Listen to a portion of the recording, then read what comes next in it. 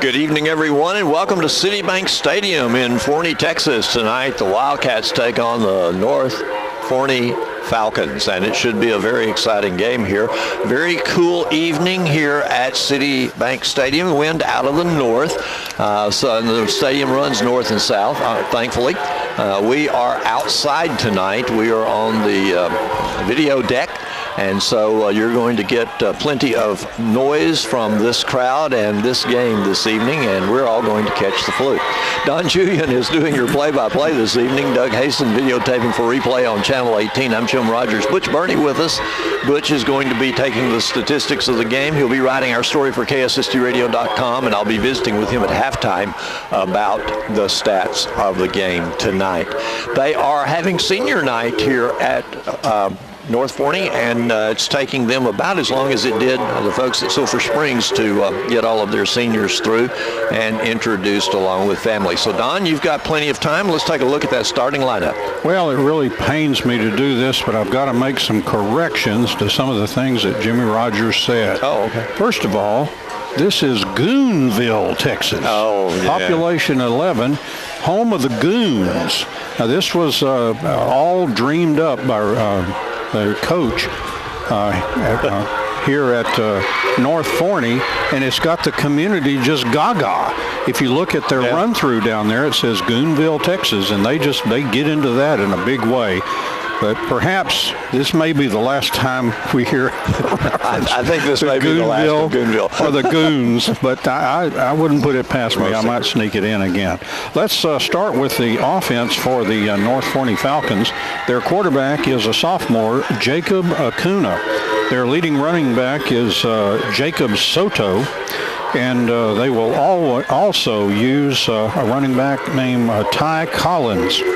Their wide receiving core includes Chris Bellamy, Corey Johnson, DeJuan Johnson, and also as a tight end, Dylan Vestal. And their line, which averages 276 pounds a man and includes a couple of 300-pounders. The left tackle is Robert McCoy. Left guard is Riley Tracy, and we call him Mr. because he weighs 310. The center is Cam Rogers. He's at 305. Right guard is Nolan Washington, and the right tackle is John Taylor. That's the offense for the Falcons of North Forney. And now let's look at the defense for the Wildcats. Their defensive tackles are Jose Rodriguez and Evan Rushing. And the nose guard is Ignacio Nacho Guerrero.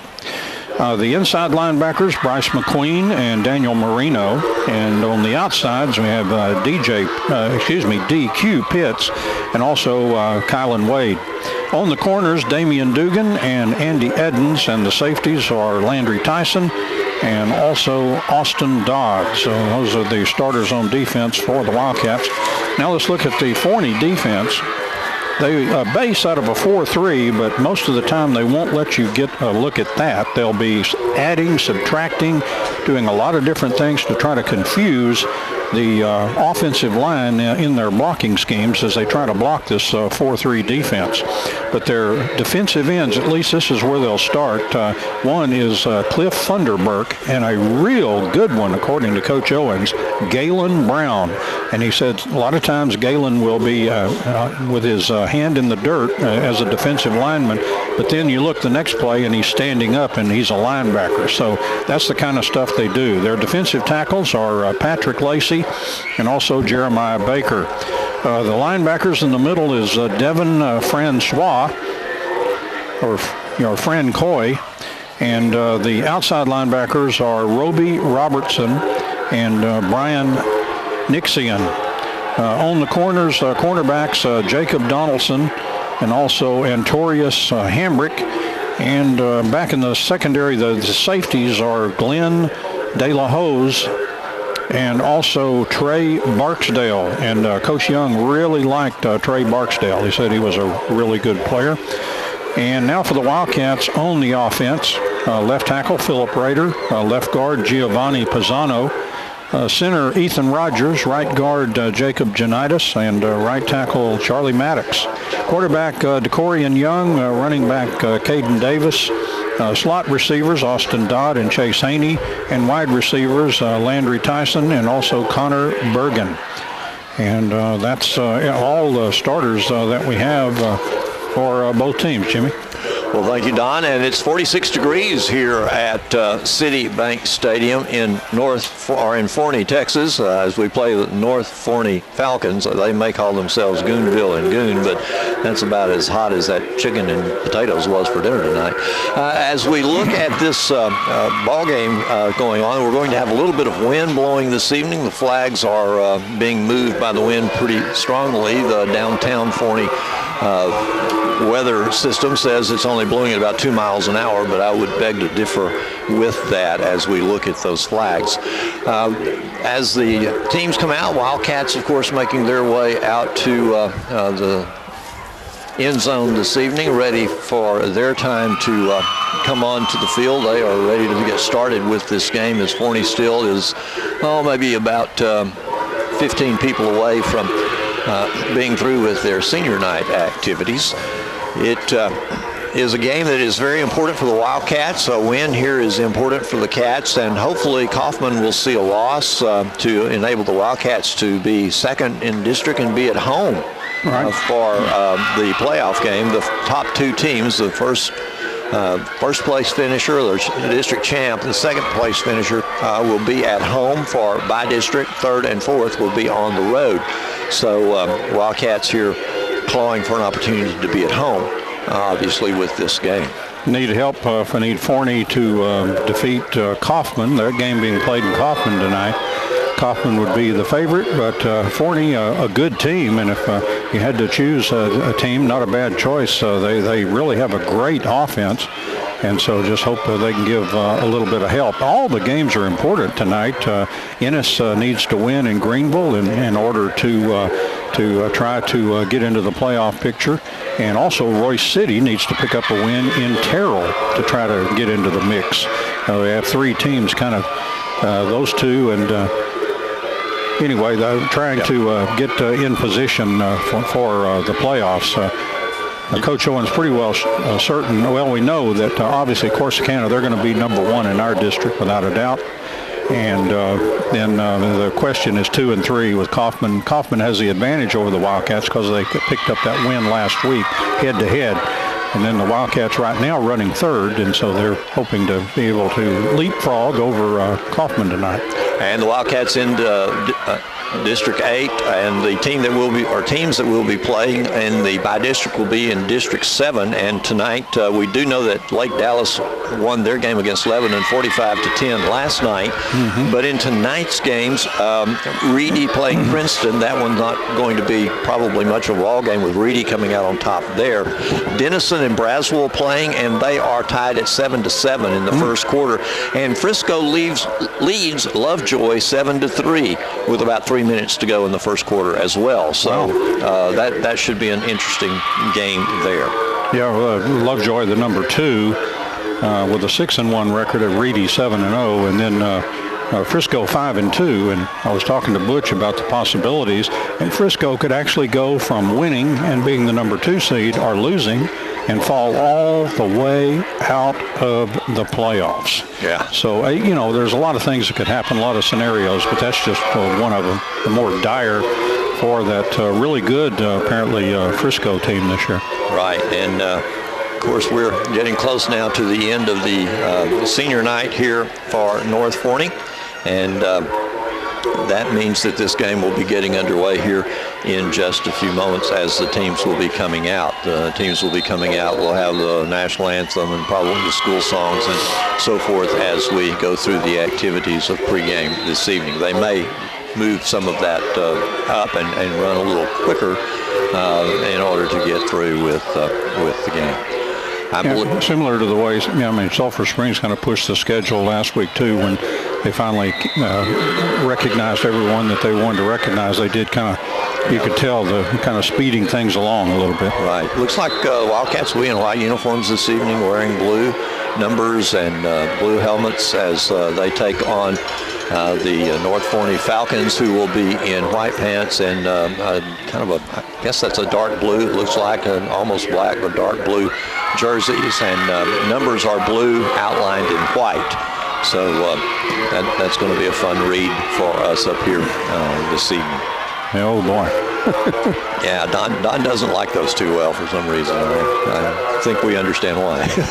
Well, it's hard to read sometimes. Yeah, they are. All right.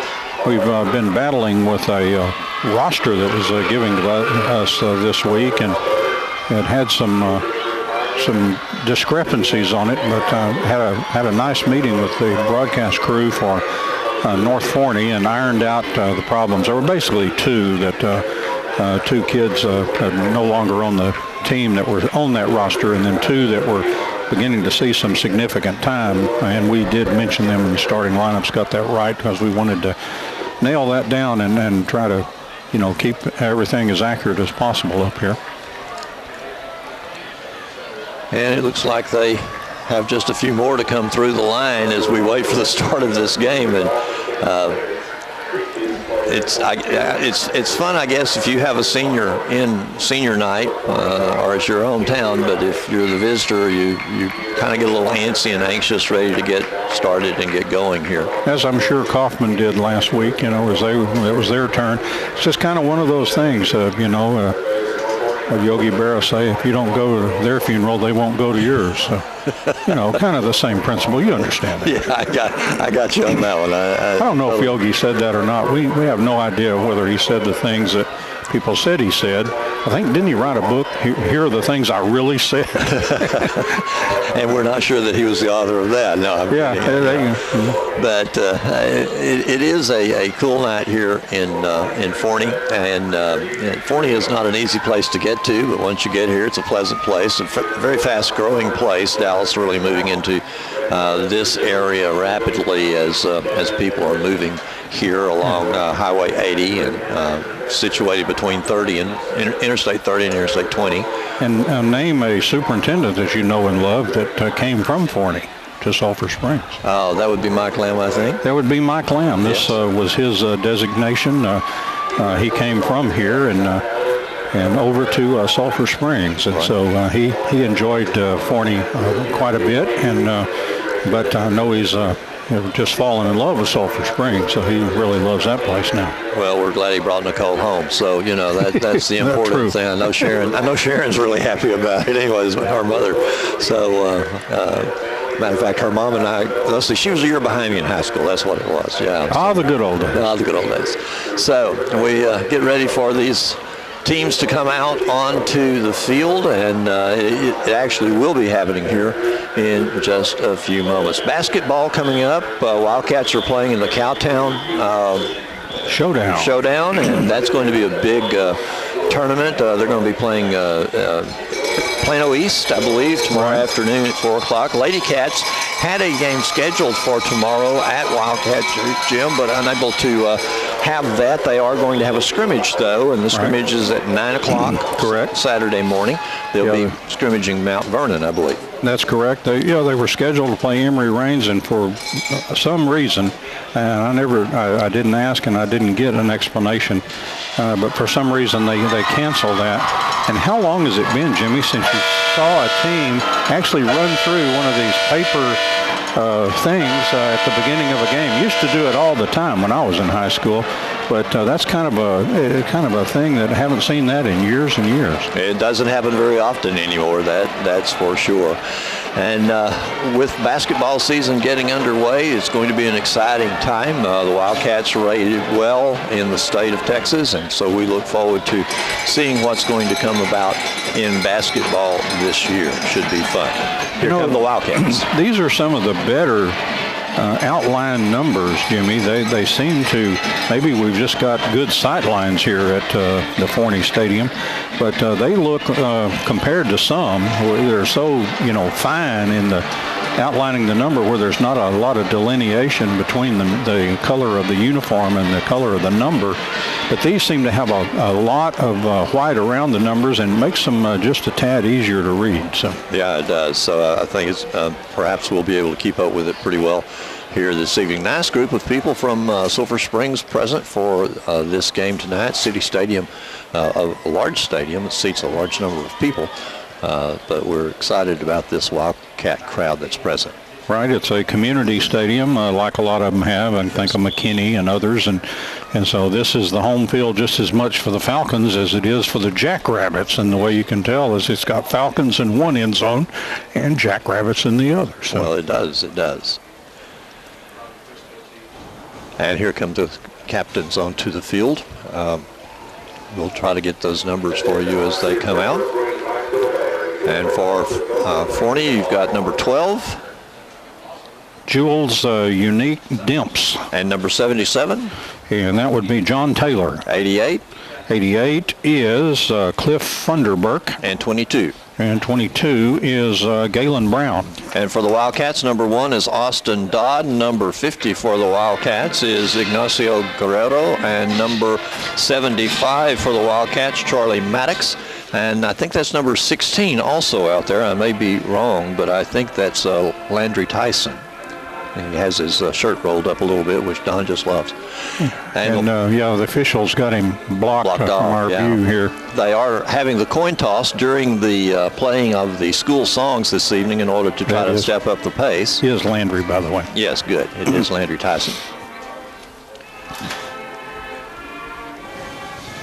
I think Landry's singing the school song while they're waiting. No, he's putting his shirt in, so he's bringing it down. That official probably said, son, yeah, we want to be able to say touchdown number 16. Yeah, without doubt. So they're getting him all fixed up for the coin toss here.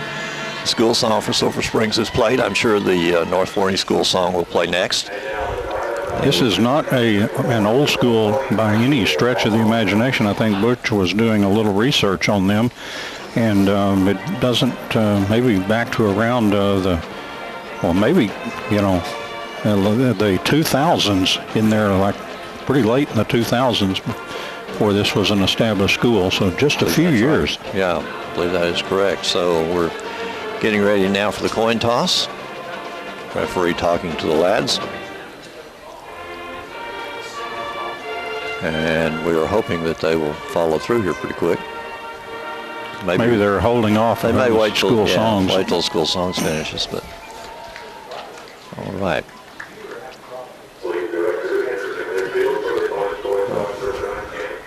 Well, we did the coin toss, and they're about. Well, you bet whoever won it will defer. How about that? Yeah, no kidding. How about that for a prediction early in the game? I think it's a pretty good call.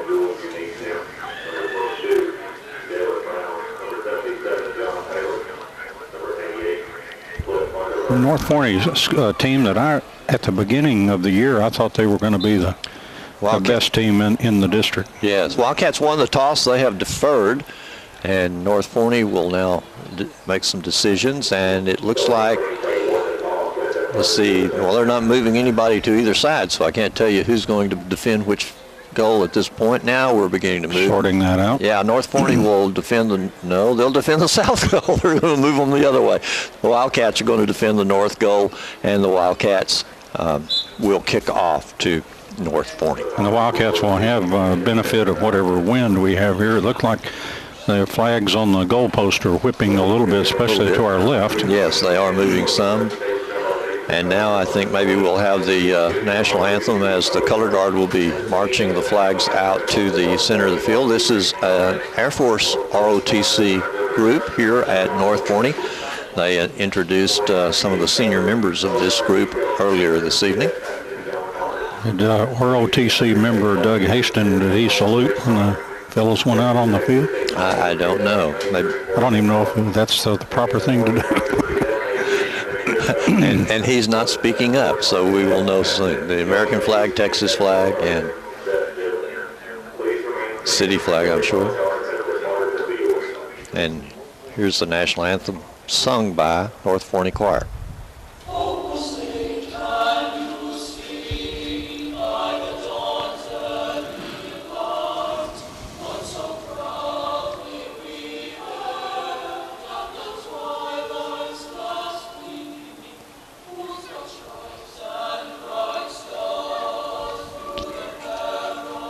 We're good.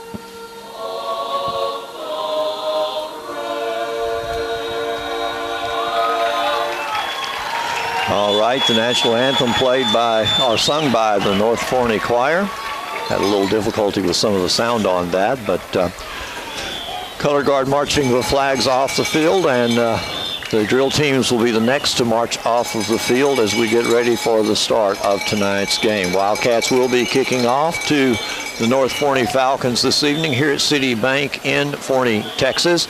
A very exciting game, and the Wildcats certainly want to come out the winner in this one tonight. Don Julian doing your play-by-play. Doug Haston videoing the game for replay on Channel 18. Butch Burney with us to do statistics and to write our story for KSSDRadio.com. I'm Jim Rogers, and we are preparing now for the J. Hodge Chevrolet kickoff. J. Hodge Chevrolet, located on Wildcat Way in Sulphur Springs, providing transportation for the Wildcat official Wildcat station crew to bring you these games. Don?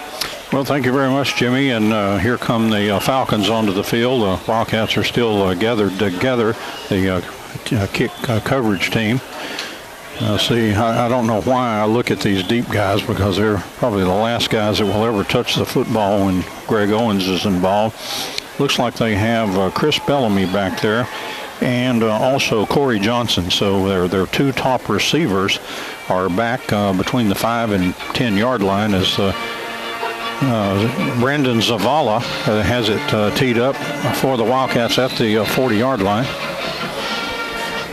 And see if the Wildcats start with any kind of fireworks here, whether it's just well, you never know how the Wildcats will approach this. And here comes Zavala, and he will boot it short, and it is taken a fair catch right around the 25 yard line for the Falcons.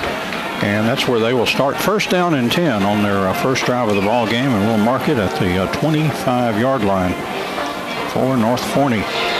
I mentioned how I thought they were one of the district's best teams. I made the classic mistake of looking at the year before. This team lost 6 players to colleges, and they are making their mark now in college, so that does make a difference. And now Jacob Acuna is back in the shotgun for North Forney. Will take the snap, and he will fire the ball. A flag flies. The ball is caught and across the 30, and the pile moving all the way for a first down, but hold everything on the flag. Looked like the official signal to go ahead and keep that ball right there, so it may have been offside on the Wildcats. We'll see right here. It is offsides against the Wildcats. You're exactly right. So it is a first down for North Forney, and the ball will stay there. Yeah, that was a heck of a surge by those goons. And so first down and 10 now from the 37 yard line. And again, Acuna, the quarterback, will take the snap. He's back to pass again. He's got time, and now will shoot the ball down the field. Has a receiver there, and looked like a real good catch down around the 35 yard line. And yes, ruled a catch over there. And first down and 10, and so North Forney hits their first couple of passes. That was well thrown, and it's going to be marked at the 38 of the Wildcats, and this team is really up-tempo more than probably anybody we've seen this year. And here is Acuna back in the pocket. He throws a pass. It is caught, and broken tackle, and the receiver past the 30, down across the 25, down to the 23 yard line. Oh, man. Well, the Wildcats hate that sloppy tackling going on in the film sessions, but another first down, 3 plays, 3 first downs for the Falcons at the Wildcat 24 yard line. Again, Acuna, the quarterback, in the shotgun. And he will, there's another flag, and here's a running play for North Forney, and it's going to get down close to the 10-yard line. I think the Wildcats breached the neutral zone again, trying to time it just right. Offside Wildcats. Yep. That'll be declined because of such a good run by North Forney, and they have really exploded on offense as they move down to the 12-yard line. Now they're moving so fast they had to wait for the official to finally wind the clock. Now Acuna from the shotgun, first down and 10 from the 12. Again. Here's a tackle for a loss, but another flag is down, and the Wildcats just can't seem to, they haven't figured out the cadence of this quarterback yet. They've guessed wrong every time so far, it looks like. Offside Wildcats. That's 3 offside penalties in this opening drive. And that 5 yards is going to make a huge difference in this. Yeah, because that was the loss of yardage. So it's back to first, and ball now down at the 8-yard line. And first down and 5 yards needed at the 8-yard line. Again, Acuna from the shotgun looked like jumped in the line again. That's 4 times. Here's a pass incomplete. Broken up by the Wildcats. Looked like Andy Edens on the defense, but once again the Wildcats having a hard time. They must be getting fooled by a hard count or something. Offside Wildcats. And that's 4 offside penalties in the first minute of play. We're down to 10:55, but that 5 seconds ticked off after the play started. So that's bound to be first down and goal from the 3-yard line. I don't know why it wouldn't be, but it looks like it's 1st and 1 now. And here's a snap back to Acuna. Here's a pass, and the ball is caught for a touchdown for the North Forney Falcons. And the flag on the field is offsides again. Yes, for the 5th time. And that pass, let's identify the player that caught the pass. That was Corey Johnson, their second leading receiver. And that was a 4-yard touchdown pass. And, this Randy Jackson, Coach Owen said he was a crafty dude, and maybe he's doing something. This Wildcat defense, all juiced up and ready to go at the beginning of a game. Here's the extra point, and the extra point kick is good by North Forney. We have 10:45, just 1 minute and 15 seconds off the clock here from Citibank Stadium. And it's North Forney 7 and the Wildcats 0. And we'll take a break here, and we'll be back in a moment. Well, North Forney striking quickly. It's 7-0 for the Falcons, leading the Wildcats with 10:45 left to go here in the first quarter of play. And the Falcons setting the ball, getting ready to kick it to the Wildcats. Well, that didn't take long, 1 minute and 15 seconds, and they went 75 yards. Some good passing by Jacob Acuna, right on target. He's been a very accurate passer. He started the season on the JV team. They thought they were set at quarterback, and then 6 games into the season, in the Kaufman game, he was injured. That was Jalen Smith, who's playing some wide receiver for him. He's got a bad shoulder, though, can't throw. Here's the North Forney kick, and puts the charge into it and kicks it toward the sideline. Oh, he takes it, would have gone out of bounds, but he'll take it at the 15, and it's going to run forward up to about the 18-yard line. That was Caden Davis on the return, and the Wildcats will have first down and 10, and they're inside their own 20-yard line, but not by a whole lot. They're going to mark it at the 17. So first down and 10 for the Wildcats at the 17-yard line. I think that kick would have gone out of bounds, but that's can't cry over that spilt milk. As DeCorian Young is back in the shotgun for the Wildcats. Will take the snap. He's back to pass. He fires the pass. Oh, nice catch across the 15 to the 20, and running across the 25, picking up the first down up near the 30-yard line. Nice catch there. Caden Davis. Chalk Sims. Yes. Chalk Sims. Yeah, number 3, not 2. Silver Springs Dodge Chrysler Jeep first down. Sims catching that one. And that was a great catch. Look at Doug's video. That was right on the fingertips, making that nice catch. So one play, first down for the Wildcats. Back to DeCorian Young, and here's a handoff, and Chalk into the secondary, across the 40, the 45 to the 50, and he's down inside the 40, finally dragged down at the 38-yard line. Nice run by DeCorian Chalk Sims. Silver Springs Dodge Chrysler Jeep first down, and these Wildcats responding quite well offensively. And you know, Sims, because of his surgery that he had, appendectomy, was kind of behind the other running backs, but he's just about caught up with them. He's probably within 100 yards of the top rusher, which is Caden Davis. Young back in the pocket. He'll fire. Oh, nice catch. Landry Tyson. Tyson bursting into the secondary across the 20. Now heading to the sideline across the 15. He's they're jumping on his back, and finally got Gulliver down at the 10-yard line. Those Lilliputians finally brought him to the ground around the 10. It'll be first down and goal to go for the Wildcats around the 10-yard line. And another Silver Springs Dodge Chrysler Jeep first down with 9 minutes, 10 seconds left to go here in the quarter. So a nice drive for this Wildcats offense. Matt Young has to like that so far. They really struggling to get in rhythm the last couple of weeks, and looking good so far. First down and goal back to DeCorian Young, and here's a handoff, and this is Sims, and Sims will move down to the 7-yard line. Second down and goal from the 7, and laundry on the field, the yellow stuff. I think this is going to be offsides on North Forney. Well, I think that's fair, and you're right, exactly right, Jimmy. That one went the other direction, so I don't know, something in the water here in Forney so far as these teams just can't wait. Having a hard time waiting for the snap count, and I don't know if, again, there's something is happening with a hard count and stuff when the ball's not being snapped. That's the usual way to draw offsides. I think Butch and I are agreeing it's a late start.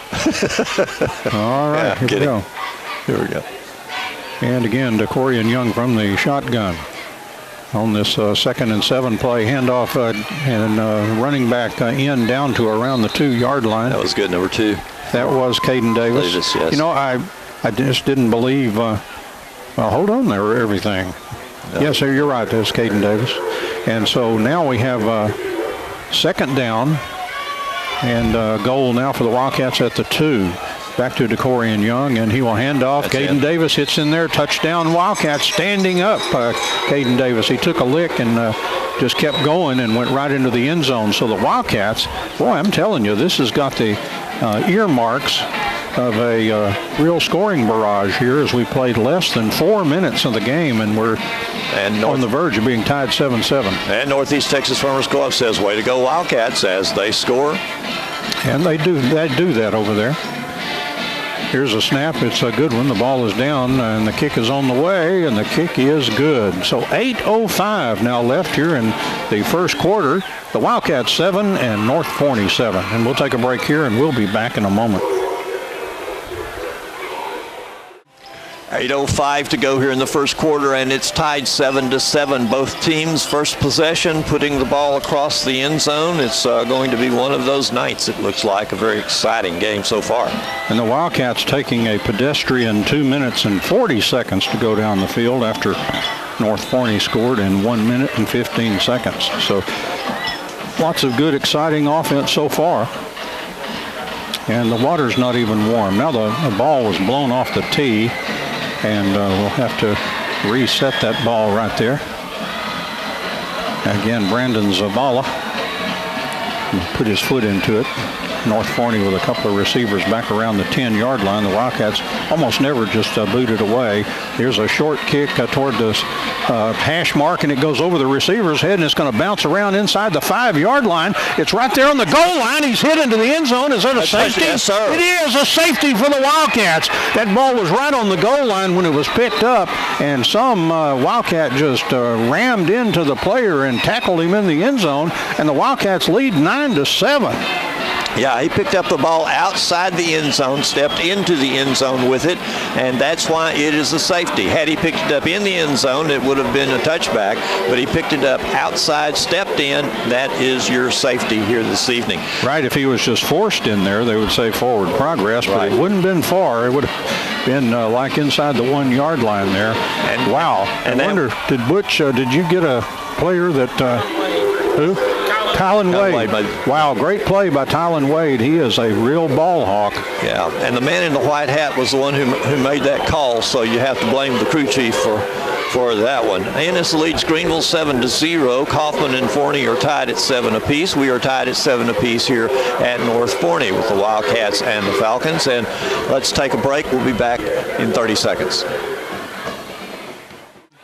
7:55 left to go here in the first quarter at City Bank. It is 9 for the Wildcats, 7 for the Falcons, and the Falcons have to give the ball to the Wildcats. Right, that's my job. That's what I'll do, and it's a free kick coming up for the North Forney Falcons. Ball teed up at the 20-yard line, and for the free kick, this will be a kickoff from the ground, and it's booted down the field. The Wildcats will take it at the 35-yard line.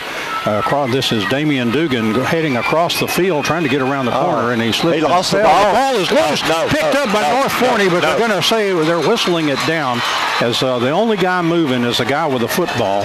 Everybody else, the officials had ruled that the ball was down by contact on the ground.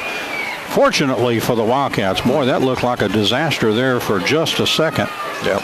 And from the 44-yard line, first down and 10 for the Wildcats. A good field position, as you would expect after the kick, after the safety. And the Wildcats getting set up, ready to go here. They're certainly out there on offense. Two receivers left and right, and DeCorian Young from the shotgun. Looks like Colton Allen back there with him this time. And Young takes the snap a little low, but he picked it up. He's looking. He's going to fire down the field, and it's a nice catch for the Wildcats right at the 30-yard line. Beautiful catch there by Landry Tyson. Boy, Landry, as he can do, got up there and jumped. He's a great leaper. Good athlete, track man that runs the hurdles. First down and 10 for the Wildcats at the 30-yard line in North Forney territory. Well, things looking a lot better for the Wildcats right now. DeCorian Young from the shotgun. Two receivers out to the right. One man close to the line of scrimmage on the left. Here's Colton Allen with some good blocking, and Allen will pick up the first down and move inside the 20-yard line. First down and 10 for the Wildcats at the 19 in North Forney territory. So after the Falcons kind of hit the Wildcats in the mouth with their first drive, the Wildcats saying, we will fight back. Silver Springs Dodge Chrysler Jeep, first down. And DeCorian Young, two receivers out to the right. Again, that receiver to the left, very close to the line of scrimmage. Snap back to Young, and he'll hand off again. Allen hitting up in there across the 15. His legs continue to churn to the 14-yard line. That'll be a gain of 5 on the play. It'll be second down and 5 for the Wildcats. They're at the 14-yard line of North Forney, the Falcons. And DeCorian Young from the shotgun. Wildcats offense really looking good right now. Here's a handoff. Allen, and he trying to bounce off a tackle, and he just could not. That guy stuck like glue, and it'll be no gain on the play. So it'll be third down and 5 from the 14-yard line for the Wildcats. 9-7, Wildcats leading with 6:15 left in the first quarter, and the clock ticking away here. Allen doing a good job holding onto that ball because the tackler was trying to get it from him. Yeah, that's certainly true, and that's a good idea every week. Coach Owens, among his keys, protect the football. And DeCorian Young from the shotgun on a big third down play here for the Wildcats, and want to keep going here. Snap back to DeCorian. He's getting a big rush. He's rolling back and now fires the ball down the field. Oh, incomplete.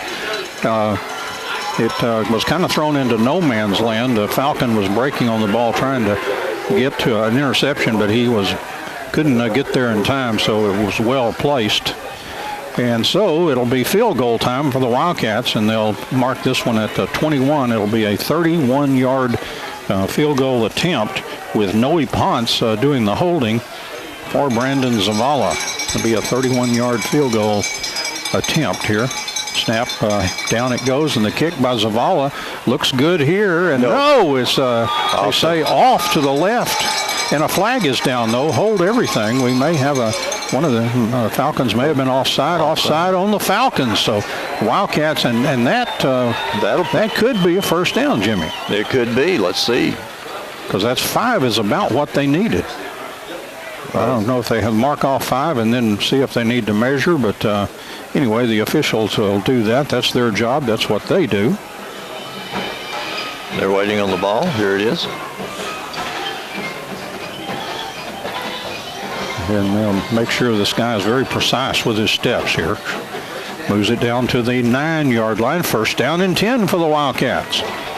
Boy, a big break on a field goal that was no good off to the left, but offside. I write these notes. I'll be glad I did later.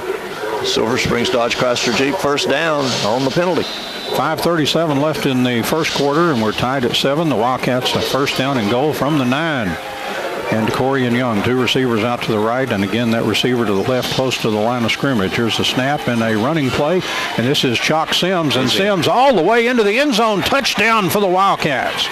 And Northeast Texas Farmers Co-op says, way to go Wildcats, as Chalk Sims had some nice blocking and did a great job of finding the hole and getting into the end zone for the Wildcats.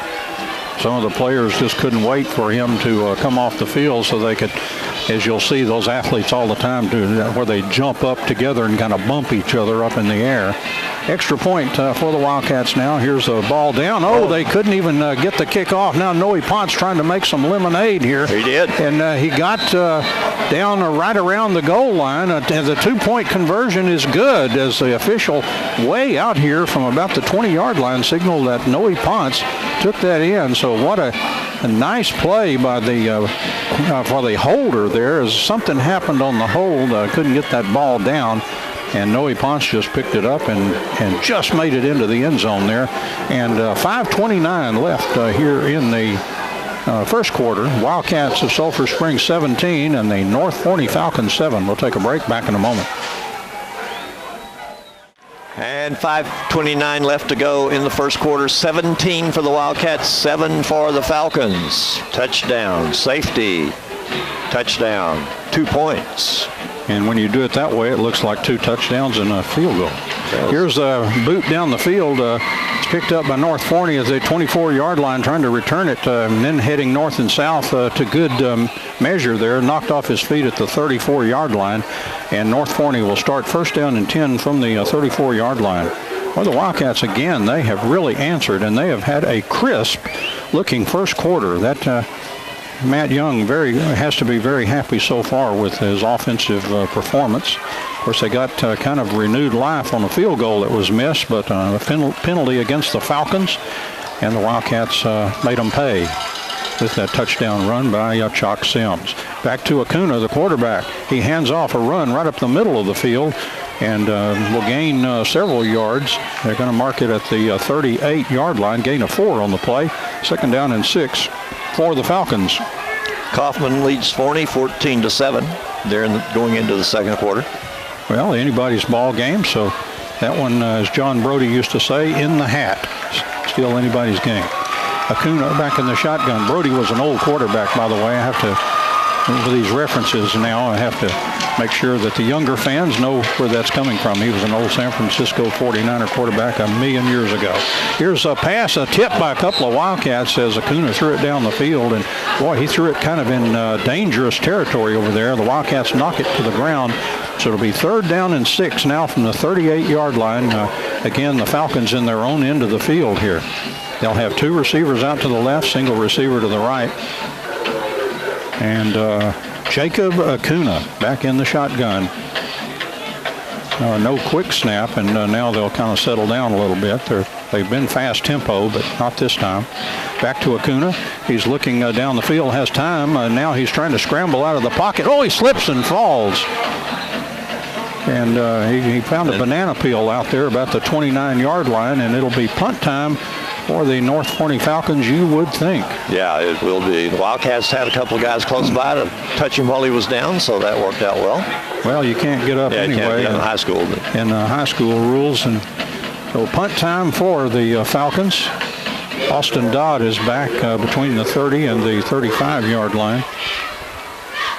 I bet Acuna wishes he could have gotten up after slipping like that. Some people have derisively called that self-tackleization. Here is a punt by North Forney. It's a low trajectory kick. It's coming up short of Austin Dodd. He'll watch it as North Forney will down it at the 39-yard line. So the Wildcats will take over from their own 39-yard line. We have 4:15 left here in the first quarter, and the Wildcats holding a 17-7 lead. And this is as good as we've seen them look in what, maybe 3 weeks or so? Yeah, just about. Yeah, they look very crisp out there. They had a good week of practice last week. That was certainly not where you play like you practice, but they were all set for a great night, and then the wheels just came off. So best explanation I've heard. Yep.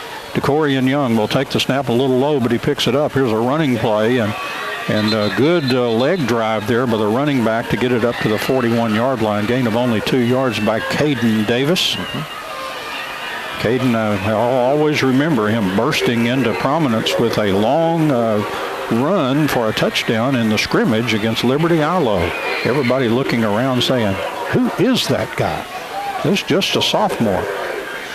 Only one on the roster back in the day. They've added a couple since then. Back to DeCorian Young, and he'll hand off again to Davis, and Davis will be tackled right at the 40. Loss of 1 on the play. It'll be 3rd down and 9 for the Wildcats at their own 40-yard line. And the Wildcats, again, like North Forney, they like to up tempo when they can. And so they will do that a little bit too. But right now they're making sure that this is a key play here, a big 3rd down and 9. So take your time here. 2 receivers left and right for DeCorian Young. Waiting back there in the shotgun. A good snap. He'll now fire a pass, and it's going to be caught out there. A broken tackle across the 45, and that's running out of room over there was Landry Tyson. And that'll be 5 yards short of the 1st down.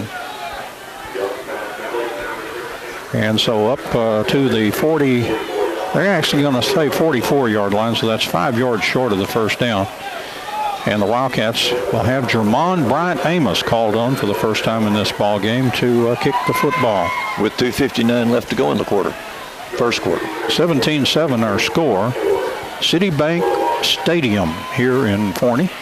Back to Jermon Bryant Amos, and he really gets a charge into it. Fair catch call for and dropped, but the receiver fell right on it at the 16-yard line, and that's where North Forney will start deep in their own territory. Another kick that Jermon Bryant Amos, so we'll be able to say, went inside the 20-yard line. Looked like about a 40-yard kick exactly the way my math showed it. So 1st down and 10 for the Falcons. Every time I say that, I think of Falcon Crest. Remember that old TV show from way back? Wow, you are going digging deep. Must have seen it on, what's that, some of those oldies channels. Here's back to the quarterback. He hands off running back straight up the field, and he will move to the 20-yard line. That's a gain of 4 on the play. It'll be 2nd down and 6 for the Falcons. They average 276 on the line and have 2 guys, their center and one other player, 300-pounders. So 2nd down and 6. Back to Acuna. Here's a running back straight ahead, and he will move it up there up to the 23-yard line. 3 yards short of the 1st down. So 3rd down and 3. A big play for the Wildcats defense. Good job of DQ Pitts getting in and making that tackle or helping with it. And again, Acuna takes the snap, and they'll try the running play again. And the ball is, they're scrambling for the ball. The Wildcats have picked it up. And the fumble recovery belongs to the Wildcats, and that's Kylan Wade. Yes. That's 2 huge plays for Kylan Wade. He made the tackle. He will pick up personally 2 points for that safety, and then he recovered the fumble. It looked like Acuna was trying to either take the ball back after he had handed off to the back, and as they played tug of war, it ended up on the ground, and the Wildcats have recovered a fumble at the 18-yard line. 2:12 left to go in the first quarter. Boy, what a quarter. We haven't seen one like this since Roy City. I hope we don't get the deluge now that we got. Last time they summoned the rain from the heavens after a great first quarter. DeCorian Young from the shotgun takes the snap and handoff to Colton Allen. And Allen hitting in there for a couple of yards on the play. Let's call it a gain of maybe 1. So 2nd down, that was a skinny little one. And so 2nd down and about 9.5 for the Wildcats. And they're inside the 20-yard line here as they lead 17-7 with less than 2 minutes to play here in the first quarter. DeCorian Young, 2 receivers out to the left, single receiver to the right. And back there in the shotgun. Man in motion will take the snap, and he hands off Colton Allen again. Tried the left side. They tried some motion to the right and then sent Allen to the left. And North Forney was not fooled as they stayed at home. And there was, what was that? Wasn't it Brian's song, that old movie about the two teammates on the Chicago Bears, and they talked about what happened when you ran a play that was supposed to influence the defenders and it doesn't work. All the defenders sitting there waiting for you. Yeah. And that's what happened that time. 3rd down and 10 for the Wildcats back at the 18. DeCorian Young will take the snap. He's back in the pocket and will throw a screen. The ball is caught. Jermon Brian Amos across the 10, and he's brought down at the 4-yard line. 1st down and goal to go. Let's call it the 5. 1st down and goal to go for the Wildcats at the 5-yard line. And what an impressive target, Jermon Brian Amos. Silver Springs Dodge Chrysler Jeep 1st down as Amos catches that one and just begins to make his way downfield. And here come the Wildcats, and they look like they've got some pep in the step here. Oh, it's rolled back to DeCorian Young, and then the ball on the ground covered by the Wildcats. Flags flying everywhere. And we got the illegal procedure against the Cats. We have the legal procedure against the Wildcats. That play, that was ugly from the go. And net result, loss of 5. Luckily, not a loss of ball, but with an illegal procedure, probably blown dead. So that wouldn't happen. But so here we go. It's now 1st down and goal to go from the 10-yard line for the Wildcats. They'll send 2 receivers out to the right side. DeCorian Young made absolutely positively certain that he had the right play from Mike Metter over there. He might want to hurry. Back to DeCorian, and he'll hand off. Our running back hitting up in there, and he's going to be close to about the 6-yard line. That'll be 2nd and goal now from the 6. And that's the end. Hear that horn there. That is the end of the 1st quarter here from Citibank Stadium in Forney. And the Wildcats have a 17-7 lead over the North Forney Falcons. And we'll take a break and come back with the start of the 2nd quarter right after this break. Well, we'll start the 2nd quarter with the Wildcats leading 17-7. And we had an injured player on that last play of the 1st quarter, and it's one the Wildcats cannot afford to have on the sideline. Philip Rader, the left tackle. And Philip kind of walking on his own, but he's got a little hitch in the get-along, so they'll try to see if they can get him back on the field. He was one of the 2 linemen that was injured on the same play where the Wildcats had an interception last week. And so Philip trying to battle some aches and pains, and right now he's getting a lot of attention from the training staff. Wildcats now with 2nd down and goal to go, the ball on the 6-yard line. We start the 2nd quarter. Wildcats leading 17-7. DeCorian Young takes the snap. He's looking. He fires a pass. Oh, he shot it over the head of intended receiver Connor Bergen over there. And Kaufman continuing to build their lead against Forney. It's 21-7. So Kaufman wants that number 2 spot in the playoffs. They want to stay at home. And, of course, the Wildcats would like that too. But it's a long night, and we remember against this very same North Forney team. I got in the elevator that night figuring North Forney was going to win that game. After all, they were the best team in the district, right? I told you that story. Yep. But Forney came back and won that one. Here's a snap. It's pitched to Dodd, circling the right. Dodd heading toward the end zone. And Austin Dodd, there's a fumble and big scramble for it there. And a lot of players from both sides in there. No indication yet on it. The Wildcats say, DeCorian Young says, we got it back. The Wildcat player made a great, that might have been Chalk Sims down there. But anyway, the Wildcats recover the ball. And so now it's going to be 4th down for the Wildcats and goal to go from the 3-yard line, and the Wildcats are going for it. And they're making sure that they have the right call for this play here. This was a big one. A lot hangs in the balance. DeCorian Young from the shotgun. And some North Forney players moved up and looked like they made illegal procedure. The Wildcats accused of actually drawing them offside, so that'll cost them 5, and that may change their perspective here. And they look like a field goal time here. Yep. Ball will be marked at the 15-yard line. And once again, Brandon Zavala with his holder right now, Noe Ponce. Normally Jace Thompson, but he's trying to recover quickly from an injury. Here's a snap, kind of gets back there. The kick is kind of a line drive way off to the left. And the Wildcats have missed a second field goal tonight, but that's the first one that'll count. The other one wiped off the boards because of a penalty against the Falcons, but no such break this time. So 10:50 left here in the second quarter. Wildcats 17 and North Forney 7. And let's take a break, back in a moment. Here's a snap back to Jacob Acuna and a running play up the middle, and it's going to gain some fairly decent yards, about half what they need for a first down. It's going to be up around the, to the 24-yard line. Gain of 4 on the play, second down and 6 for the Falcons at their own 24-yard line. And once again, Acuna back in the shotgun. Waiting on the snap. We'll take the snap, and here's a handoff. Running back hitting up in there and running hard. Again, that pile moves past the 30. That'll be first down and 10. Some nice hard running there to pick up that first down is just making that pile move. I think that was Ty Collins, the running back, did a good job. And here's first down and 10 from the 31-yard line. Back to Acuna. He's going to throw this one. Sails it down the field. Receiver wide open. Catch is made, and the Wildcats caught up to him and dropped him inside the 25-yard line. And they will mark it at the 24-yard line. First down and 10. That receiver got behind people. The ball was right on target, but the pass was kind of lofted, and receiver had to slow, and that allowed the Wildcats defenders to catch up. North Forney, a big play, and they're down on the 24-yard line. Back to Acuna again. And a run right up the middle, a nice running play down to the 16-yard line, an 8-yard gain on the play.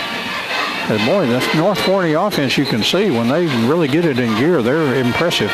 There's going to be a timeout taken by the Wildcats on the play. 9:43 left here in the second quarter. Wildcats 17, North Forney 7. Take a break, back in a moment. 9:43 left to go in this first half of play, 17-7. Wildcats have the lead, and Jacob Acuna back in the shotgun now for North Forney. And once again, the Wildcats, I was just going to say that I thought they had cured whatever that problem was. Well, it resurfaced. And kind of like the cold I've got, I relapsed. And that'll cost the Wildcats 5 yards and make a first down and 10 for the Falcons at the 11-yard line. And a lot of personnel shuffling in and out for the Falcons as they threaten to try to get within 3 points here as they're down by 10. But first down and 10 from the 11-yard line. Again, Jacob Acuna, the quarterback, will take the snap, and handoff, running back hitting up in there, and this time the defense stopped him at the 10 and drove everybody back. Nice defensive play there, middle of that line. Good job for the Wildcats. Looks like number 10, man, who was primary tackler there, Moreno. Daniel Moreno, yeah. He showed a lot of strength to hold off that runner. Second down and about 8 for the first down at the 10-yard line. So they really need the 2 instead of the 1.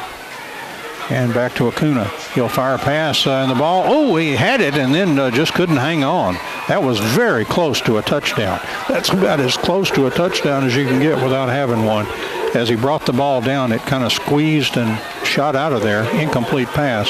Third down and 8 now for the Falcons at the 10-yard line. Big play for both teams. Maybe 4 down territory for Jacob Acuna. Take the snap. They'll try a running play right up the middle. It'll be down around the 6-yard line, and that'll be 4 yards short of the first down. It'll be 4th down and 4. And the Wildcats had a big play on 4th down a while ago, and this looks like so much personnel you wonder if it's not a field goal attempt. But again, it may be a jumbo package or something. We'll just have to see what they just. Oh, that T is now down. That's a pretty good indication from the 13. It'll be a 23-yard field goal attempt for the Falcons. Wildcats trying to get into block position. The ball is down. The kick on the way, and it is in there. Went right through the uprights. So 8-17 left here in the second quarter. New score here from Citibank Stadium in Forney. It's the Wildcats of Sulphur Springs 17, the North Forney Falcons 10. Let's take a break. Back in a moment.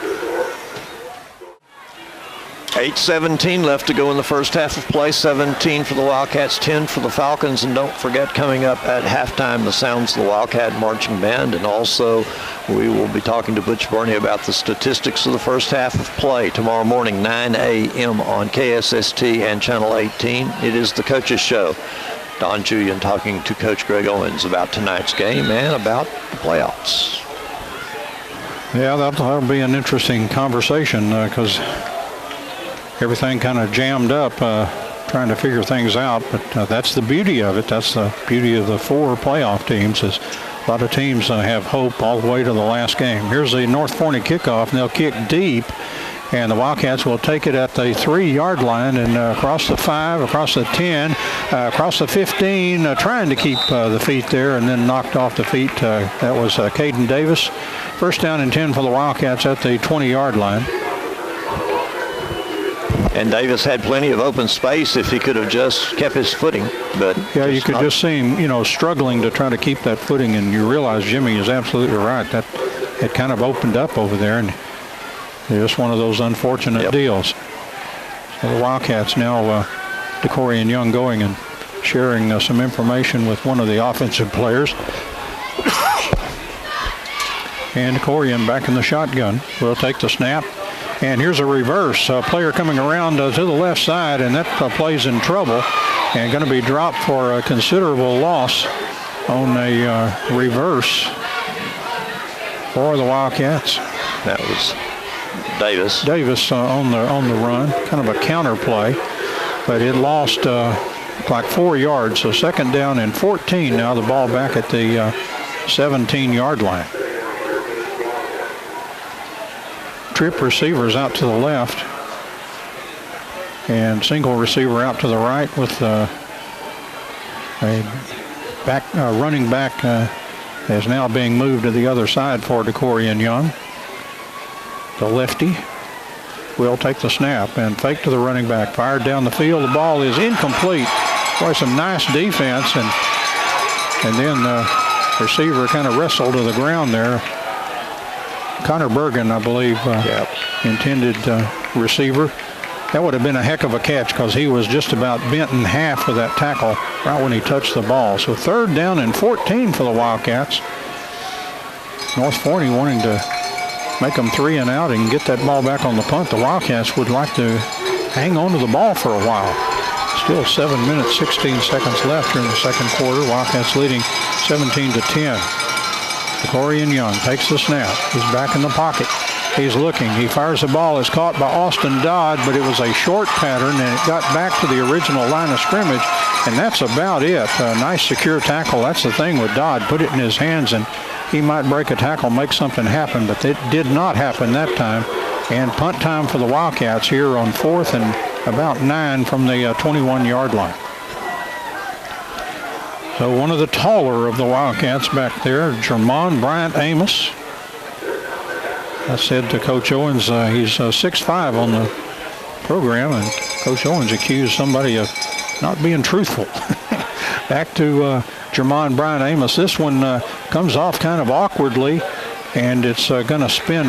Ray took a left turn and went right out of bounds at the 39-yard line in Falcon territory. No, excuse me. I'm looking at the wrong way. It's the 41-yard line in Wildcats territory. So that really that's one of probably the worst punt I've ever seen Jermon have. Is he is so consistent and so good. But that one was not a thing of beauty. But if you've ever tried to punt, you've had those moments. So North Forney now just down by 7 with 6:26 left. They're down 17-10, and they've got the ball at the Wildcats' 41-yard line. Wildcats trying to get tough here. Jacob Acuna back in the shotgun will take the snap. He's looking to pass, has time, still looking, has all day to throw, and now will shot put it down the field, and it is caught. Touchdown, the flag flies. I think that may be some kind of interference there. Touchdown for North Forney. it's going to be against the Wildcats, I think. I think you're right. Boy, the fans certainly think that. So does the owner of that horn. What else did he get for Christmas, right, old Joe? But a touchdown to put, just about tie this ball game up. They haven't put the points on the board yet. Now, after there's an official touchdown signal. You can't put them on the board until you get the official touchdown signal from the man in the white hat. So North Forney now with a chance to tie the football game up or go ahead with a 2-point try. And they appear to be, now the man settles down for the extra point. They're going to try to tie it with a kick here. The snap is back, the ball is down, kick on the way, nice and high, and the kick is good. So 6:13 left here in the second quarter and nothing decided. Wildcats 17 and North Forney Falcons 17. Let's take a break here and we'll be back in a moment. 6:13 to go in the first half, 17-17. On that pass interference, they did call it against the Wildcats. It was declined, and so therefore the touchdown, as Don pointed out. And kickoff time now for the Falcons. Boy, back and forth kind of game. Yes, kind of momentum surging. Big Mo changing uniforms often tonight. And we would remind everyone there is a freeze warning tonight, so if you have something outside, you may want to get it in before early morning. And the Falcons have it teed at the 40-yard line. The Wildcats, a couple of receivers back at the 5 in the approach, and a nice high kick, and it's going to be right down to the goal line, and we're counterpunch here across the 5 to the 10 to the 15, and knocked off the feet at the 20-yard line for the Wildcats, Caden Davis.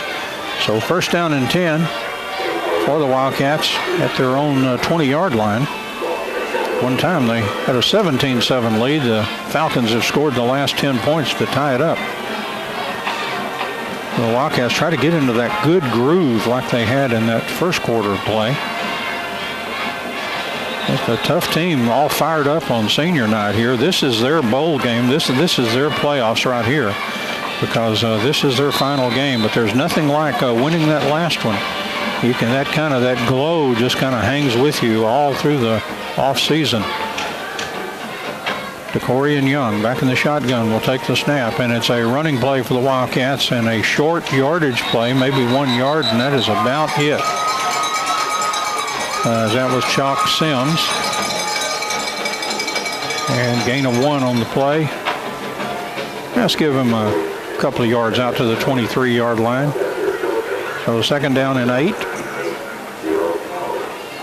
As Wildcats look for something that works here. 2 receivers out to the left, single receiver to the right. Or DeCorian Young will take the snap. He gets a big rush, and it's a screen across the 20 to the 25. And the ball carrier, boy, good reactive defense there. That looked like that would gain a lot.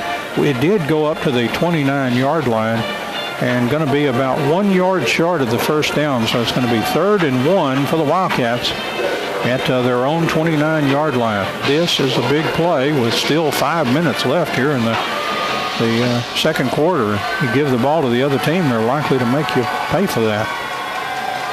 Orion Young on this 3rd and 1.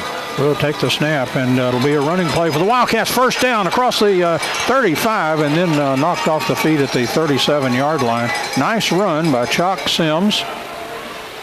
And, boy, that burst of that great blocking there to really open that up. And once again, though, very quick reaction by this very good North Forney defense. They've just had some real big injuries on the offensive side. Their starting quarterback. So first down now from the 37-yard line. DeCorian Young back in the shotgun takes the snap, and it's a running play. Chalk Sims, and he will be lucky to get back to the original line of scrimmage. So no gain on the play. Second down and 10 for the Wildcats at the 37-yard line. And players, boy, modern football now, players in and out of the football game. And Caden Davis now comes in for the Wildcats at the running back position. 2 receivers out to the left, single receiver to the right. Davis back there with DeCorian Young. And the Wildcats also using the H back. He's up there behind the line of scrimmage to the right. Now fake to the running back. DeCorian looking, and it fires down the field, incomplete. Just kind of sailed that one into the sideline with nothing going there. So 3rd down and 10 for the Wildcats from the 37-yard line. I just wonder how much DeCorian's ankle is bothering him tonight. He's not getting a good stance when he's throwing that ball. It's kind of like he's giving to that ankle just a little bit, which you can understand, certainly. Well, he looks friskier to me than maybe he did last week. Maybe just knowing what kind of condition he was in. But he's certainly not taking off with abandon like he would do from time to time. So here's a big 3rd and 10 play back to Young, and he will try the running play, and Davis hitting up in there, and he's fighting for yards, but he will not get it. He will be stopped at the 44. That's 3 yards short of the first down. 4th down and 3 for the Wildcats. Wildcats trying to catch them by surprise on the 3rd and 10 with a running play, and it got 7. And so punt time again for Jermon Bryant Amos. A North Forney receiver back around his own 20-yard line. 3:05, the clock is ticking. Back to Jermon Bryant Amos, and he got it away, and this is a nice kick. And, it took a big backspin of about 6 yards and went out of bounds at the 40-yard line. Now, if he had wanted that to happen, probably wouldn't have. And actually, boy, more than that. It was about 8 yards probably. It's up to the 43-yard line for the Wildcats, or 42-yard line, and that's where the Falcons will take over. They have 2:54, but they've shown that they can move the ball well and quickly. The Jacob Acuna, boy, a nice-looking quarterback that started out with a JV and got pressed into service just this 3rd game of the season. He will hand off a running back sweeping to the right, and is going to be knocked off his feet at the 47-yard line. Gain of 5 on the play. It'll be 2nd down and 5 for North Forney at the 47. Good tackle by Damian Dugan out there. Yeah, that cornerback called on to do that, get in there and mix it up. And Acuna will take the snap. He's looking. He fires it to a running back, and he's heading around the left side and going to break tackles and move for the first down inside the Wildcats' 45-yard line. Let's call it right on the 45. So 1st down and 10 for North Forney, and they've got 2:16. The clock is counting, but they are really have got it going right now with the offense. And Acuna will take the snap, and now whistles blow to stop action. I think that's probably a legal procedure. That's what it is. The reason I say that, I didn't see any white jerseys get into the neutral zone. And that will cost North Forney 5 yards. It'll be 1st down and 15, the ball right on the midfield stripe. And Jacob Acuna, a sophomore back there, will take the snap. He's back in the pocket. He's looking. He fires the ball down the field, incomplete. Pretty good coverage that time by Dugan on the receiver. And it'll be 2nd down now and 15 from the 50-yard line. We have 1:57 left in the 2nd quarter, and we're all tied up at 17 with the Wildcats and North Forney. Acuna from the shotgun will take the snap, and it will be a draw play right up the middle. Oh, a surge, but got the penalty yards back and 3 more up to the 42-yard line. And that's going to be 7 yards short of the first down, so it'll be 3rd and 7 for North Forney at the Wildcats' 42. They've got about half what they needed. Acuna. Again, this could be 4-down territory. Acuna will throw a screen. It's caught. And Wildcats pursuing the ball carrier, and they'll force him out of bounds. As catch made there by Chris Bellamy, the leading receiver for the Falcons. And so it's 4th down and 7 yards needed, and looks like the Falcons are going to punt it away. But watch out for Randy Jackson. Again, Coach Owen says he is a wily coach. And I don't mean the city of. And it looks like punt formation. It's back, and the kick is kind of drilled along the ground there. And it's going to be into the end zone, and a nice screen there by Austin Dodd, who was screening those players to not let them down it. And he was successful, and this ball headed all the way into the end zone for a touchback. So we have 1:13 left here in the second quarter. The Falcons of North Forney 17, but the Wildcats also 17. And a good first half. Nice competitive football game, just what you'd expect in this district. Trip receivers out to the right side, a single receiver to the left for DeCorian Young. And North Forney, that looks like a four-man front right now, but by the time the play snap, you never know what you're going to get. Kind of like Forrest Gump's box of chocolates. And DeCorian Young from the shotgun. Now one of the offensive linemen turns and makes sure he's on the same page with the quarterback, DeCorian.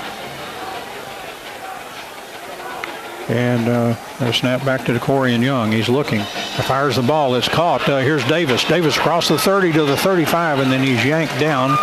And the Wildcats pick up the first down on the play up to the 36-yard line.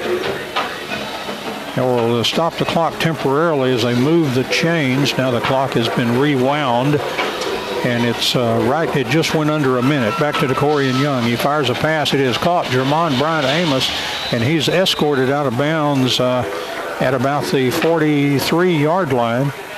Pretty good gain on the play of what looks like about 6 or so, or 7 yards. Let's call it 6, and so second down. No, let's call it. I see a better mark now. That's 7-yard gain. Second down and 3 now from the 43-yard line. Clock at 52 seconds to DeCorian Young. He fires a pass. It is caught for the Wildcats, and up the field they go. Pick up the first down, and the receiver tackled across the 50-yard line. Silver Springs Dodge Chrysler Jeep first down for the Wildcats again. I believe that was Dugan, Damian Dugan. We've talked about his defense, and he also is a receiver on offense. Timeout. Timeout is taken here. 45 seconds, all that's left here in the second quarter. Wildcats 17 and the Falcons 17. We'll take a break. Back in a moment. 45 seconds left to go here in the first half, and we would remind you that at halftime sounds the Wildcat Band, and Butch Burney will have statistics the first half of play. And DeCorian Young back in the shotgun on 1st and 10. A ball at the North Forney 47-yard line for the Wildcats.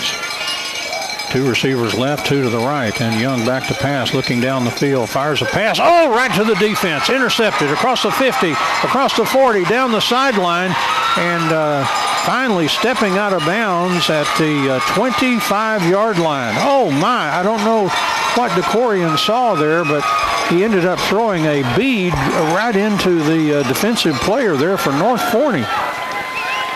Well, a rare, that's only the 5th of the year for DeCorian Young, and 2 of them were in the very first game, then went a lot of games without, and then finally an interception here and an interception there, but that's the 5th one. And North Forney now has 34 seconds to try to see what they can do now from the Wildcats' 25-yard line. And Jacob Acuna will take the snap, and they will reverse to the left side, and the Wildcats were not fooled by that, and they throw that one for a huge loss. Looked like a loss of about 8 yards on the play. So North Forney will say, well, we better tear that page out and just throw it away. Timeout taken by the Falcons. 20 seconds left here in the second quarter, and it's the Wildcats 17 and North Forney 17. Take a break. Back in a moment. 20 seconds to go in the first half of play. It's 17 all, and here we go. Here comes the Falcons as they huddle up after receiving their instructions. Wildcats defense out there trying to make a big stand here and go into halftime with a tie score. Second down, and 18 needed for the Falcons. Are at the 33-yard line, they have to get all the way down to the 15. Have trip receivers out to the right side. The Wildcats obviously providing 3 defenders over there. Well, they sure better do that. Yeah. And they're doing their job. Not sure what we're waiting on here. Yeah, the officials obviously having some business to take care of. Yeah, hand up in the air, kind of like, well, don't start without me here. And I'm. Was this a commercial break for somebody that we don't know about? Well, that's I don't know. Didn't Butch have a job one time where he held up a red flag during a football game for ESPN? He's got it up again. Yeah, Butch is as puzzled as we are. I was trying to kid him a little bit. I think he had a flag job for ESPN where he made sure they got their time. Here we go with a play now. It's back to Acuna. He's looking. He gets blitzed. He throws it down the field, incomplete. And a flag flies, and that will probably go against the defender, you would think. But let's hold everything, though. I don't want to do the officiating here. Let's see what they call. Here he comes. We'll have a little conversation. Well, what did you see? And here's the call. Pass interference against offensive pass interference. They say the receiver pushed off. And you can guarantee they're going to mark that one off. And yes, indeed. And that is a big penalty. Wow. 15 yards all the way back to the 48-yard line. So they now have, you wonder what they'll try to do here with 18 seconds left. Why not go for broke, I guess. But they have 33 yards needed for a first down. And second down and 33 for Jacob Acuna. No problem, young man. Just convert here on second and 33. Acuna takes the snap, back in the pocket. He looks, he fires the ball down the field. The Wildcats waiting on it. Interception.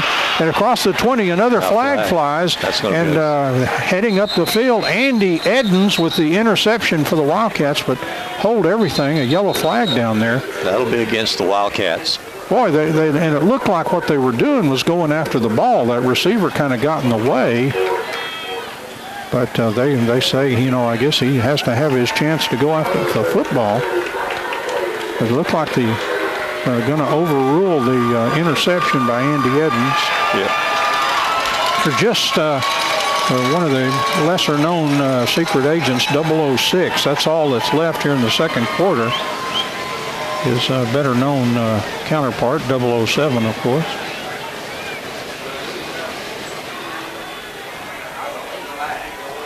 And now there's quite a bit of discussion going on. I think that's Alex Guerra was not happy about that call. He thought his defenders did well.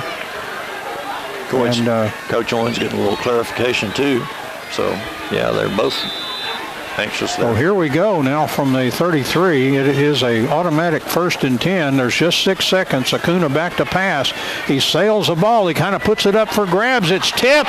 And they caught by North Forney, but triple zeros up on the scoreboard. And that is the end of the first half. And it ends with North Forney with a catch down to the 7-yard line.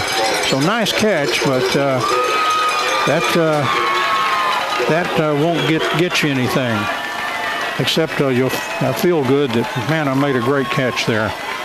So that brings us to the half, and what an interesting football game in that first half, with the momentum just surging from one side and then the other. So we're halfway home here from, we think, unless Jimmy wants to play overtime tonight. No. Have to check in with him. Not as cold as it is. But it's too cold for overtime tonight. So we played the end. We're halfway through. Wildcats of Sulphur Springs 17, North Forney 17. And I look forward to a good second half, but I look forward to hear what Butch Burney has to say and hear that Wildcat marching band also. And it is halftime. Galleon Insurance, Silver Springs Floral, Century 21 Hometown, and Discount Wheel and Tire sponsor halftime here on KSST. Let's take a break. We'll be back with the halftime show.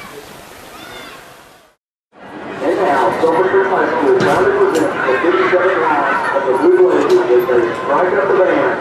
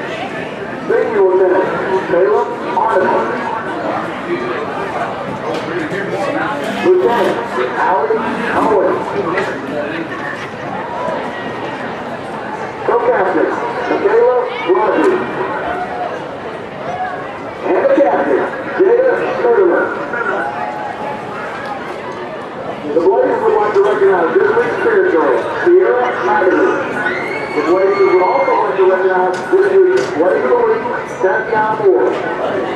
Tonight, we proudly present to you the WildCat Pitcher, Silver Creek High School, the senior night routine.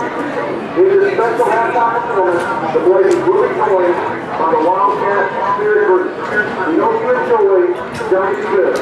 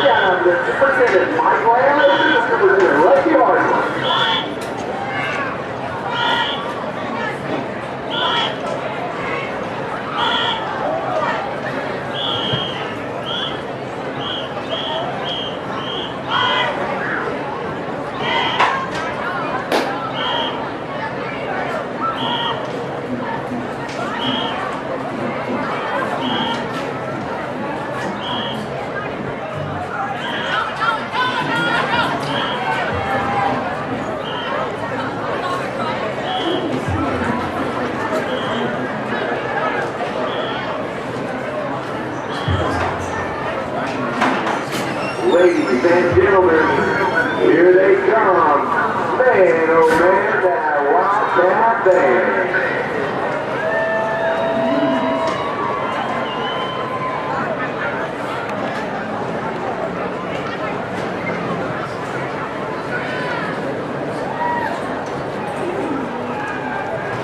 The band came right onto the field by senior drum majors, Grace Fisher and Pete Frost.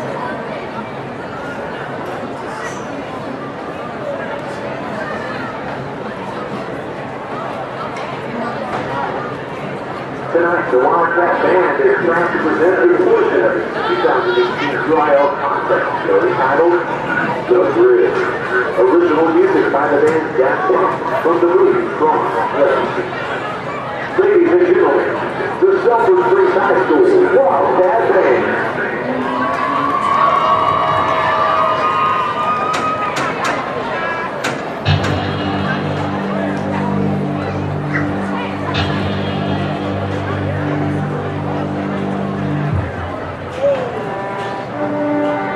The Grid. A digital frontier. I kept dreaming of a world I thought I'd never see.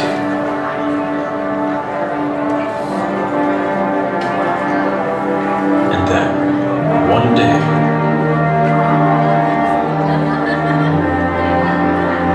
I got in.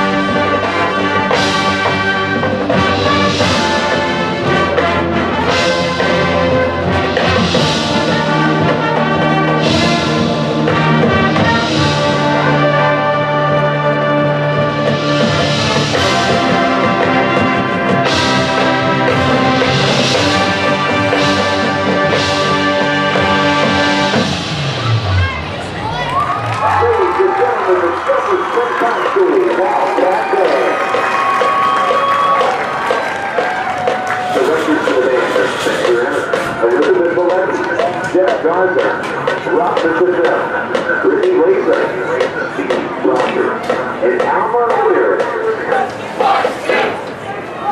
Congratulations to the band for receiving all first divisions this year at all contests, including the first division race at the UIL contest. A big thank you to all of our awesome parents and administration for all of their support throughout this marching contest season. See you next week inside district.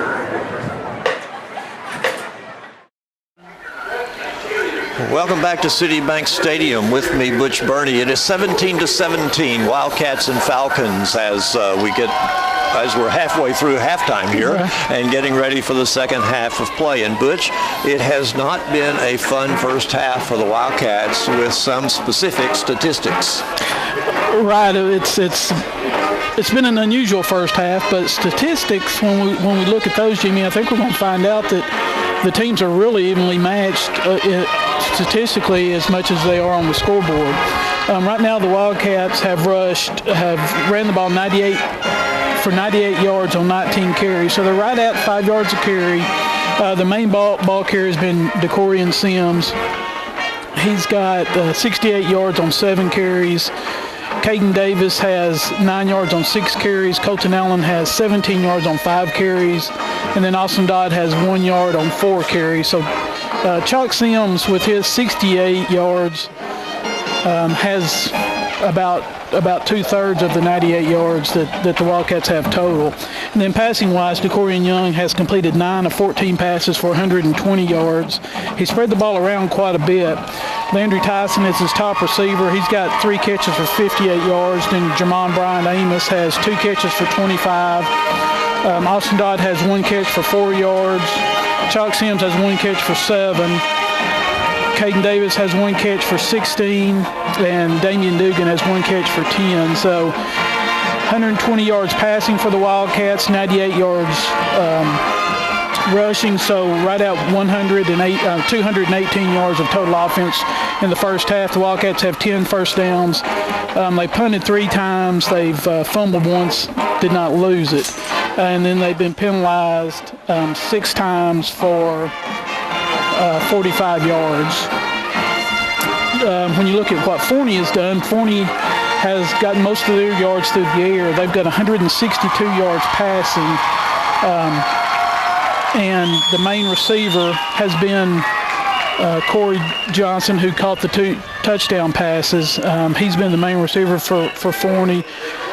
They have 53 yards rushing on 14 carries. Then passing-wise, 8 of 11 for 162 yards. So when you look at what they've got 215 yards of total offense. Wildcats have 218 yards of total offense, so they're real close. Forney has 11 first downs. The Wildcats have 10. Both teams have turned the ball over once. Wildcats have punted 3 times. Forney's punted twice. So when you look at it, Jimmy, statistically, the game is even, and on the scoreboard, the game is even. And it's just been a really unusual game when you have not only do you have a safety, which is rare, but you have a safety on a kickoff, which is exceptionally rare. We had a penalty on a missed field goal that gave the Wildcats an opportunity to score a touchdown. There's just kind of been some unusual plays in the first half that has made this game even a little bit hard to figure out. Well, that's it. I think exactly. Hard to figure out is a good way of describing it. When we look at this first half, we started out the first minute or so, we had offside penalties galore. Right. The Wildcats had 2 consecutive offside penalties, which set up a North Forney touchdown, and then North Forney had an offside penalty that Silver Springs used to score their touchdown. And it's been a game of momentum changes and runs. The North Forney scores the first touchdown of the game, and the Wildcats scores 17 straight points, and then North Forney comes back and scores 14 straight points. So it's been a hard game to, as we said before, it's kind of been a hard game to figure out because nothing has really been consistent in the first half for either team. Right. And you've got to realize both of these teams are fighting for something here tonight. Wildcats obviously fighting to win because they have a slim chance of maybe being second or, obviously will be third in district, but that second place would be a real nice thing. North Forney, obviously looking for a little bit of pride to end the season here. Yeah, it's their senior night, their last game of the year, no matter what happens. So obviously they're wanting to go out on a good note, and they're playing hard. I think both teams are playing hard. The effort's there for both teams. And for Sulphur Springs, not only, as you alluded to, Jimmy, not only can they perhaps get second place. If Kaufman wins, it really doesn't matter what Sulphur Springs does here. But they've lost 2 of their last 3. You don't want to go to the playoffs losing 3 of your last 4. Right. And so this is a big game for Sulphur Springs in terms of confidence and momentum, and just kind of setting the ship right after the last 2 games have been rough, and the one before that they lost to. So. To Corsicana. Yeah, Corsicana. So it's just a game that's important for Sulphur Springs. No matter where they finish, second in district, third in district, it's just an important game as they go to the playoffs. You're exactly right, and we were looking at some of the scores from around the district at this moment. For Sulphur Springs, North Forney 17-17, as we said, but for Kaufman and Forney, they are at halftime, and it's 21 Kaufman, Forney 7. Yeah, and if Kaufman wins, then Kaufman will be second, Sulphur Springs will be third, and that's going according to script. I think with Kaufman beating Forney. Yeah, and Ennis 21, Greenville 7. And if Ennis wins, they'll be the 4th place team. If they lose and Roy City wins, then Roy City will be the 4th place team. But if Ennis wins, then they're in. Yeah, and the one that doesn't matter is Roy City and Terrell, and Roy City leads that one 13-0. Yeah, the only way that would matter is if Ennis does lose, then that game comes into play. You're exactly right. And then we go to our District 7, which we'll find our opponent in. And as we have mentioned last night, Lake Dallas and Lebanon played.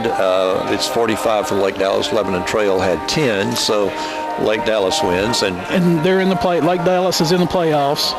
They just what happens tonight will determine what seed they are, but they're in the playoffs. And Reedy and Princeton are in the 4th quarter. Reedy leads 28-3. Nobody's surprised there. No, Reedy's going to win that district. Right now they're undefeated in district, so they're going to be the number 1 seed. Now, you might want to sit down for this one. Okay. I have a score of Frisco 41, Lovejoy 24 in the 3rd quarter.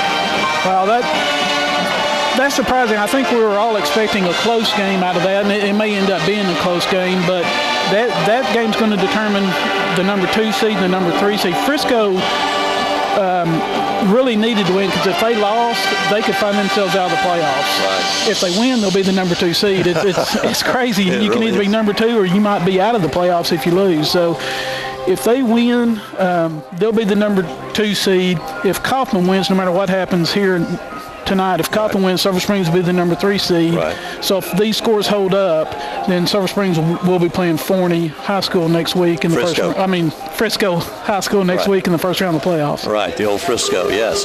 And Denison is leading Braswell 31-7. So. And Denison, if Denison could find themselves in the playoffs, but it would have had to have been with Frisco losing.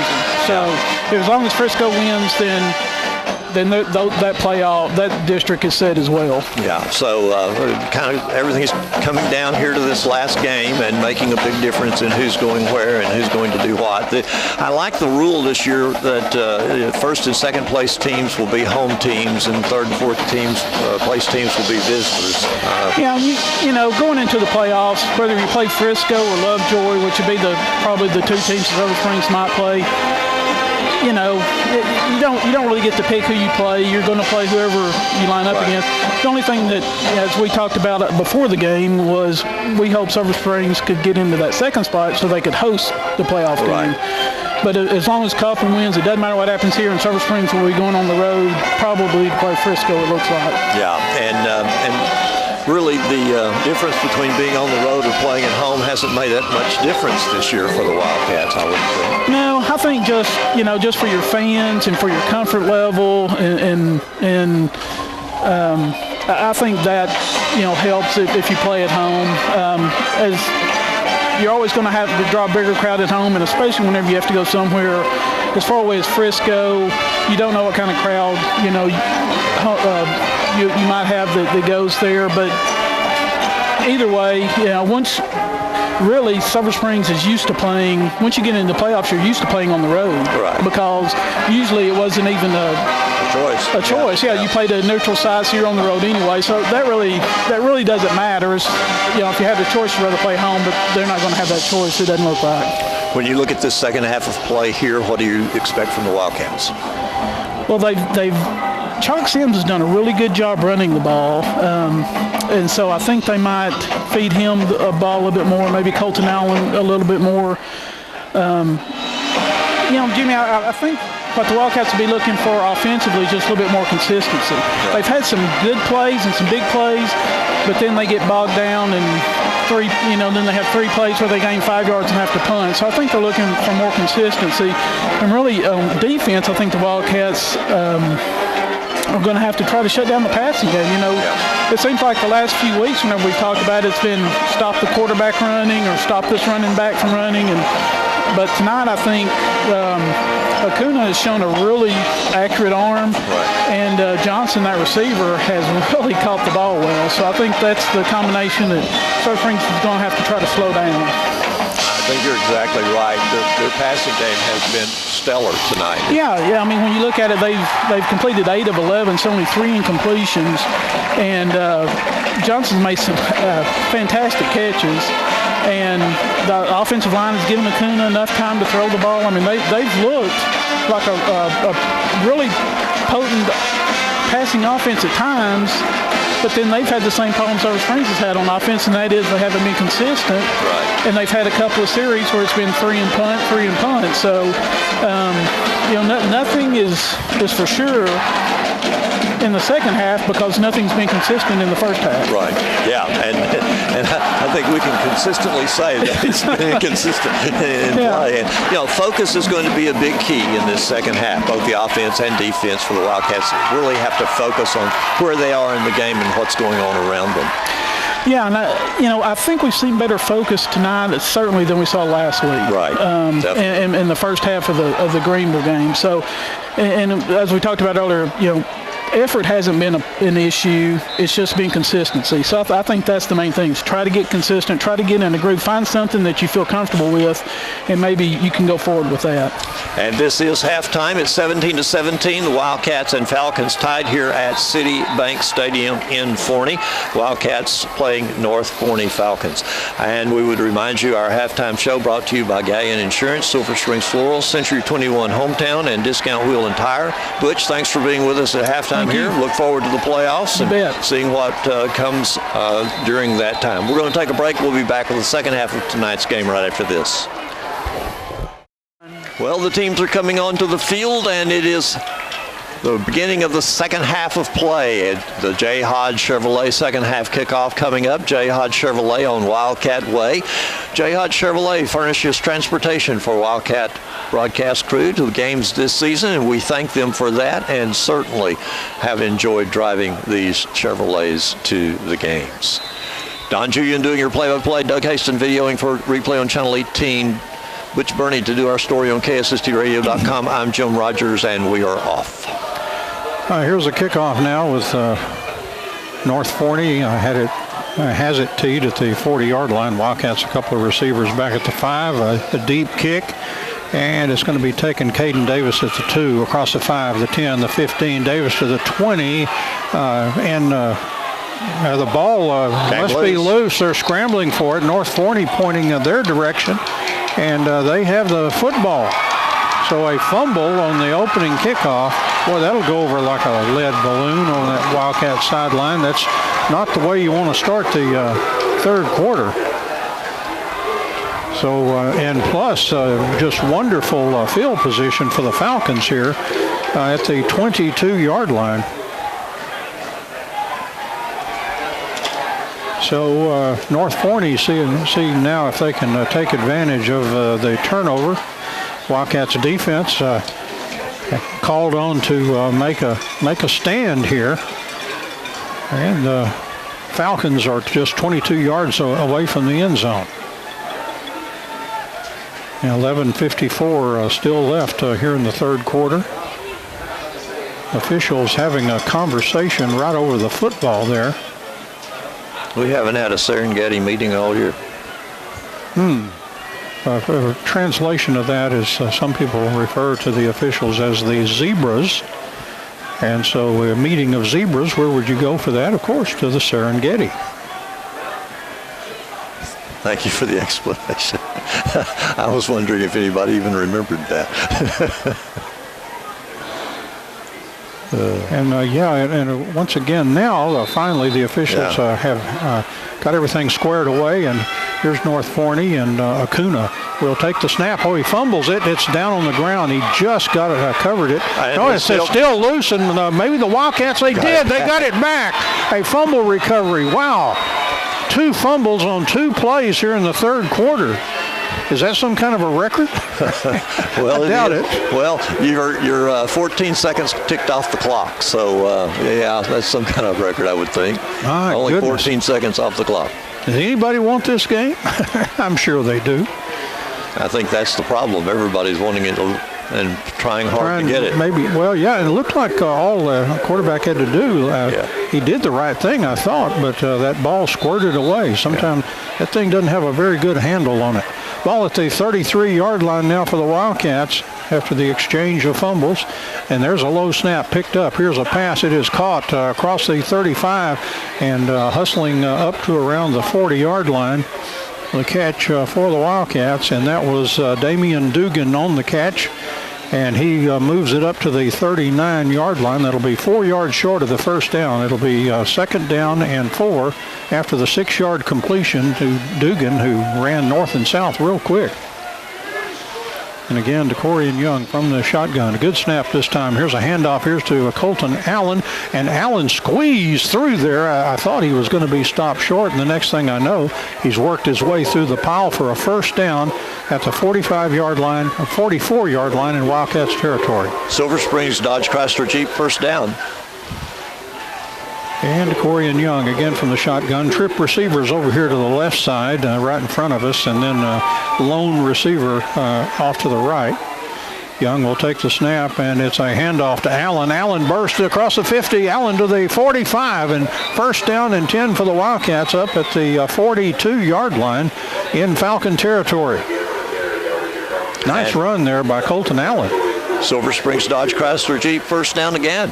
I think Butch asked for a little bit more Colton, didn't he? I think that was among his one of the requests on his Christmas list.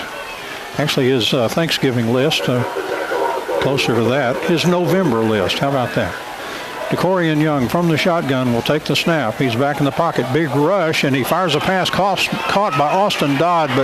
And now another fumble picked up by North Forney, and they're racing toward the goal line. And this one's going to go for a 6 back the other way for the Falcons. As Austin Dodd fighting for extra yards, and the ball was pried loose. And North Forney, how about that? At least I didn't call him North Hopkins. I don't tell him what, North something, but North Forney returns a fumble all the way for a touchdown. They lead 23-17, and 3 fumbles so far in less than 2 minutes of play here in the third quarter. Unreal. My goodness, that football got slippery at halftime. I wonder, their hands are probably cold. Extra point now for the Falcons. My, oh my, boy. And now they're going to fake it, and a runner right up the middle, 2 points as a fake extra point. And Coach Owens talked about Randy Jackson. He said that he had the tricks up his sleeve, and he just pulled one on Coach Owens. 2 guys who've known each other since probably about 06. Right before Greg came to Sulphur Springs, they met at a coach's clinic. 10-11 left here in the third quarter. It's North Forney 25 and the Wildcats 17. We'll take a break and be back in a moment. 10 minutes, 11 seconds left to go in the third quarter. It is 25 for the Falcons, 17 for the Wildcats on a fumble. fumble. Touchdown. And the Falcons have it teed up again. Wildcats, again, 2 receivers back around the 5. When this kicker has really unloaded on the football, he's taken it right down to the, right around the goal line. And he approaches, and he will kick deep again and nice and high. And this one's going to come up a little short, taking it to 4, across the 10, across the 15, cutting to the 20. Damian Dugan, a real hard tackle. And up to the 25-yard line. And they helped Dugan up there. Yeah, good job hanging onto the ball because he really got whacked. And with all these fumbles we've had, and he had all the reason in the world to let go of that one. He was really busted. And Dugan heading gingerly to the sideline. Yeah, I'll give him to that right arm a little bit. That was a very hard tackle. First down and 10 for the Wildcats. They'll start at their own 25-yard line, and they've got some making up to do now as they trail 25-17. DeCorian Young. Here's a snap, and it'll be a running play. And just a couple of yards on that run there by Chalk Sims. Up around the 27-yard line, gain of 2. It'll be 2nd down and 8 from the 27. Well, both teams were really struggling with this game, trying to make something from it. 2 receivers left and right. Running back there with DeCorian Young. And back to DeCorian. Good snap. He's looking and fires the ball incomplete toward Chalk Sims. That ball looked like we talked about maybe that ball was slick or something. He did look like he did not have a good grip on that as that ball hit back behind Sims considerably. It was like, I don't know, just not a good grip on that football. So I don't know. Maybe they just took these things out of the deep freeze at halftime. 3rd down and 8 now for the Wildcats at the 27. Again, North Forney leads after their defensive touchdown, 25-17. Trip receivers out to the right side, single receiver to the left. Back to Young. He's got time in the pocket. He throws incomplete, and again, they left it a little short for Chalk Sims. So the Wildcats with 3 miserable plays there, and they'll be called on to punt. 9:20 to go here in the 3rd quarter. 25 for the Falcons, 17 for the Wildcats. Jermon Bryant Amos is back deep. You can tell because he's probably the tallest of all of the Wildcats, if I had to guess. He certainly sticks out like the proverbial sore thumb. It's a good snap to him. And puts the foot into it, and backspin again. And wow, yes, he's had that problem all night long, and finally, Kylan Wade, excuse me, stopped the progress of the football, but it's at the 40-yard line in Wildcats territory. So North Forney getting some juicy field position on top of everything else. And here come the Falcons, and they've got to be pumped up after a defensive touchdown. Their quarterback is Jacob Acuna. And from the shotgun, Wildcats could use a turnover here. And Acuna back to pass. He sails the ball down the field. The Wildcats have a beat on it. They intercept it at the 10-yard line. Almost like a punt that time. A nice interception. And let's identify that player that made that catch. That was Dietrich Clayton with an interception. And Dietrich really had better position on the football and just never allowed the offensive player to get into the football and made the interception. Yeah, there was no question about his position for that pass. Now, what's one thing about Acuna, he's been for a short passing game, he's very accurate, but when he throws the long pass, he just kind of flutters down there and kind of hangs up for anybody to grab. Wildcats now from their own 10-yard line, hoping to have a long drive here. 9:03 left in the 3rd quarter. North Forney leading 25-17. A running play, good breaking of tackles, and Caden Davis gets around the corner to the 15, to the 20, to the 25, to the 30. He's still going across the 40. Davis to the 50, and finally forced out of bounds. I will say maybe about the 45-yard line. And well, he's marking it to 50, I think. Well, we've got this official on our side is at the 45, and Jimmy's right. Now our guy's going to back off here, and they will move it right at the 50. So first down and 10. Got to watch which official you back here. Yeah, really. First down and 10 for the Wildcats at the 50-yard line after a great run, Caden Davis. And that time he will get 1 yard. Sometime chicken, sometime feathers. Second down and 9 from the 49-yard line. Learned that in the news business a long time ago. Some days have great days, and some days not so great. Yeah. Jimmy had a pretty good day today. An excellent day today. Well, it wasn't bad. Wasn't bad. 2 receivers left and right. And Decorian Young here on second down and 9 takes the snap. Here's a pass, and it is caught out there. And the receiver moving up the field about the 46-yard line. That pile continues to move a little bit. Let's see where the mark. Right at the 46. It'll be third down now and 6 yards needed for the Wildcats at the 46-yard line. Lyman on the far side's a little quick on his whistle. Quicker on this whistle than the other guys, I should say. Yeah, sometimes Not they'll let too them quick. play. Yeah. Trip receivers out to the left, single receiver to the right for Decorian Young here. Big play for the Wildcats. Decorian looking and now fires the ball to Austin Dodd. He made the catch, but a good secure tackle by North Forney, and that'll bring them short of the first down by 4 yards. And now what are the Wildcats going to do on fourth down and 4? They're at the 44-yard line. And the Wildcats going for it here. Corian Young stays in there. He's got Colton Allen with him, Austin Dodd, Landry Tyson. Wow.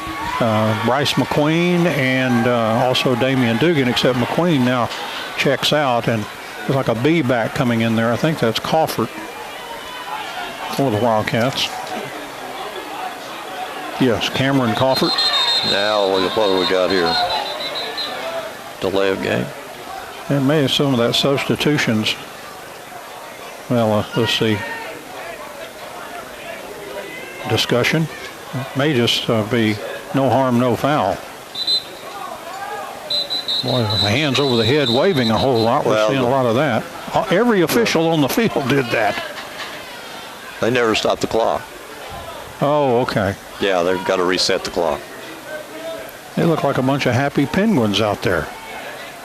They were all waving vigorously. They were trying to get that clock stopped, and they all saw it. So they'll get a perfect grade on that. Every official was waving vigorously. Oh, 64:50 left here in the third quarter. Now they've got it back to 6:45, which makes a little bit more sense. I think the Wildcats maybe asked for a little bit more time as they're down 25-17, but I don't think we want to play it. So I heard some complaining. Some of our coaches were talking about how long the first half was. Corian Young from the shotgun takes the snap, hands off Austin Dodd, sweeping to the right. Dodd looking for a hole in there, and looks like another fumble on the play. And North Hopkins comes, excuse me, I did it again. North Forney comes up with a fumble recovery. Yeah. And the ball is at the 43-yard line in North Forney end of the field. I don't know where that North Hopkins came from all of a sudden. There are all these other Norths. My brain is frozen. Frozen up. I understand the feeling, Brent. Here we go. Forney coming. North Forney coming out. 6:39 left here in the third quarter, and North Forney leads 25-17. And they once again buoyed by the fourth fumble in this quarter. And here's a reverse to the right for the Falcons. Hits heavy resistance from the Wildcats defensive front, and they usher that man out of bounds. No gain on the play. Be second down and 10 from the 43-yard line. Good Wildcats defense. Daniel Marino among those. A whole host actually on that one. There was a whole bunch of those guys that time. Payson Edwards was also around the play. No, second down and 10 now for Acuna. And he'll try a running play right up the middle of the field, and they're back running hard, but the Wildcats tackling hard, and that's going to be a gain of about 5 on the play. It's going to be third down and 5 now for North Forney. at their own 48-yard line. So this is a big play for this Wildcats defense, as they have really been under siege here, but the Wildcats offense having a terrible time hanging on to the football. And Acuna again takes a snap on this play. He'll try a running play, and the Wildcats sniff that one out. Boy, Marino right to Johnny on the spot there, or Daniel on the spot. And no gain on the play. 4th down and 5 now, and here comes the punt unit for the Falcons. Good defensive stand when the Wildcats needed it there. Yes. And Austin Dodd coming in from the sideline would like to do what he did to the Royce City Bulldogs and return that punt for a touchdown. North Forney here. And the snap back to the punter, and the kick is away, and they'll keep it low. And it's going to head down to around the 20-yard line. I was afraid that Dietrich Clayton was near the ball. I was afraid it was going to nip him as it went by, but it did not. And it hits a player like that, it becomes a live ball. But 1st down and 10 for the Wildcats at their own 20 after a good defensive stand there. Kaufman and Forney going into the 4th quarter. Kaufman leads 21-13 over Forney. Wow, that's a very exciting football game with a lot on the line, and Forney continuing to battle there. And Corian Young will take the snap and fake on the running play. Fires the ball down the field. Caught by Landry Tyson. 1st down for the Wildcats at the 34-yard line. Nice catch, Landry. Silver Springs Dodge Chrysler Jeep 1st down. And then he knows exactly what to do. He races out there to his position as the Wildcats try to get some up-tempo going here. 4:32 left in the 3rd quarter. North Forney leading 25-17. And they'll try a running play, and it hits up the middle with good effect. 1st down for the Wildcats. Nice run to the 45-yard line, and that was Sims, Chalk Sims, a running back. So 1st down and 10 from the 45-yard line. They will hand off Sims again in there, and Sims has that will move forward for a couple of yards. It'll be 2nd down and 8 from the 47-yard line for the Wildcats. Now a tight formation here on this 2nd down and 8 as Landry Tyson all the way right up against the offensive line. Receivers on the far side of the field don't have far to go because they've got the sideline over there. On 2nd down and 8, Decorian Young. Wildcats at their own 47. Back to Young. He'll try Sims again. Sims busting in there right at the 50-yard line and then knocked back. So it'll be 3rd down and 5 now for the Wildcats as they're at the 50-yard line. They need 5 big ones here. 3:25 left to go in the 3rd quarter. And Wildcats trailing 25-17 to North Forney's Falcons. And as best I can tell, and fairly certain that they've never played North Forney before. This an inaugural meeting here. Back to the Corian Young, and has all day to throw. Now rolling out of the pocket, looking, firing the ball down the field, incomplete. Kind of went in between players. I think he and the receiver were kind of on a different page there. He thought the receiver was going to do one thing, the receiver did another, and it kind of went into no man's land. So 4th down and 5, the Wildcats will have to punt it away from the 50-yard line. Comes Jermon Bryant Amos. Boy, take him to the golf course today. He's got that backup going, but it's not helping his punting average. Every time that ball hits, it backspins for about 10 yards. And back to Amos. And he gets the rugby kick into there. This one a little short, a line drive. It hit the player, didn't it? I thought it did. Boy, the Wildcats recovered at the 20. The official right there, he did not signal at all, so I guess not. Boy, it sure looked like it to me. Yeah. But not so. So it'll be 1st down and 10 from the 19-yard line for the Falcons. Nobody's arguing the point, so I guess not. I don't know what I thought I saw. But it looked like it bounced up and hit that player, but Yeah, optical illusion for both of us. Yeah, we're not exactly on top of the play like that guy was right there. Right. So first down and 10 from the 19-yard line. Acuna will take the snap. A flag flies. There's a running play or into the secondary and moving up to the 40-yard line, ripping off a big gain of 20 yards. The flag is down on the play. Looks like it must be against the Wildcats. Must be another one of those miserable offside penalties. There's a call. Offside, Wildcats. My goodness. I do not ever remember a game that we've ever done where the Wildcats have had so many offside penalties. It'd be very interesting to talk to Coach Owens to find out what were they doing. Back to Acuna, and here's a running play to the right side. And Wildcats do a good job on that one after a 2-yard gain there. And be second down and 8. The ball at the 42-yard line as 2:21 left here in the third quarter, and North Forney leading 25-17. Let's snap back to Acuna. Handoff. No, he fakes after the handoff, and he's running well across the 50 to the 45 to the 40 to the 35, and out of bounds at the 30-yard line. Wow. What a run by young sophomore Jacob Acuna. He's probably, he's got to be the future, you would think, of this North Forney offense. First down and 10 there at the Wildcat 32-yard line. He's played the last 3 games. And he's looking, and now he puts it down the field, and it is caught for a touchdown. Oh, he put that one just to the right spot for a touchdown by the Falcons. And they are really rolling now. They're up by 14 points. Extra point pending. Wildcats are going to need a huge fourth quarter. And they have not had much go their way here in the second half. 1:59 left to go in the third quarter. Let's see if they fake it again. That was highly effective. That guy that's supposed to be the holder just got a direct snap last time and ripped it right up the middle. Who expected that? The ball is down on the extra point. The kick on the way looks nice, and the kick is good.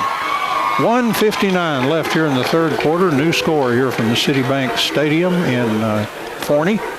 It's North Forney 32 and the Wildcats 17. We'll take a break, and we'll be back in a moment. 1:59 left in the third quarter here. Falcons 32, Wildcats 17. We've been talking about the Frisco-Lovejoy game all night. Frisco 48, Lovejoy 45 with about 5 minutes to go in the fourth quarter. Wow, it is right. Man, that is a real good high school football game right there. And across our district, scores are coming in as we anticipated, except for this game. So the Wildcats, Kaufman leading, trying to wrap up that number 2 spot, but Forney kind of hanging with them there. Still anybody's ball game there. North Forney kickoff now. The Wildcats are down 15 points, and here's the deep kick. And it's going to be taken at the 2-yard line. There was a fair catch. Now, this is a play we have not seen but maybe one other time this year. The fair catch inside the 25-yard line or inside the 20, which is carried out to the 25. And that was a perfect play for it because the receiver had to make an athletic catch, and he was kind of, back on his heels and back there at the 2-yard line, and here came the Falcons and all that. But first down and 10 now from the 25, so that certainly worked exactly the way the lawmakers intended, where they didn't have all those violent collisions. Back to Decorian Young, and here's a handoff to Caden Davis, and Davis hits in there for maybe a yard, maybe 2. So second down and let's call it 2 yards, second down and 8 from the 22-yard line. And we're in the last 1:39 of the third quarter. And Wildcats just needs something to happen positively. They don't have a lot of energy out there, it doesn't look like. Back to Decorian Young, fake to the running back. He's flushed out of the pocket, then fired in the general direction of Jermon Bryant Amos. or Austin Dodd. They were both out there. Incomplete, and it'll be 3rd and 8. The Wildcats really struggling here in the third quarter, and those turnovers. Remember, Dizzy Dean was talking about base on balls. That's the football equivalent of turnovers. And boy, those turnovers will kill you. And the Wildcats have had them big time here in the third quarter. Big 3rd down and 8 now from the 27-yard line. Back to DeCorian Young. Back in the pocket. He's looking. Fires the ball down the field, incomplete. Tried to get it in a receiver on the sideline. It'll be punt time for the Wildcats. Boy, oh boy. They are not being able to move the ball. They just look like a dispirited football team to me right now with nothing going its way.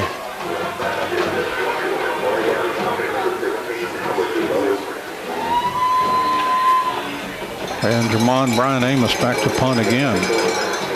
Probably the most punts we've seen him have this year. That one's a short kick. And this one actually got positive spin, and then a flag flies. Yeah, that came from the back judge there. I'm not sure exactly what he saw. About where the ball landed. And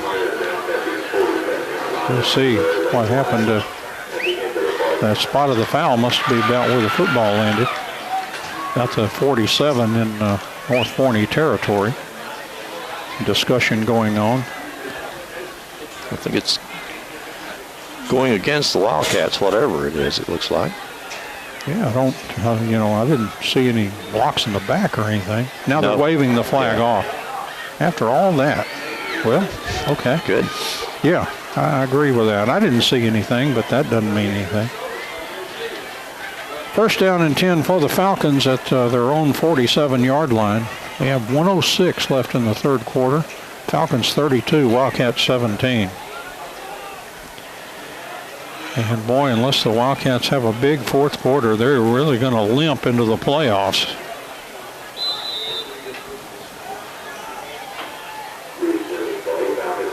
And Acuna back in the shotgun takes the snap, and a running play right up the middle. One of the Wildcats defenders reaches in and grabs the guy and then pulls him back. Very short gain on the play, probably 1 yard. 2nd down and 9. Ball at the 48-yard line now.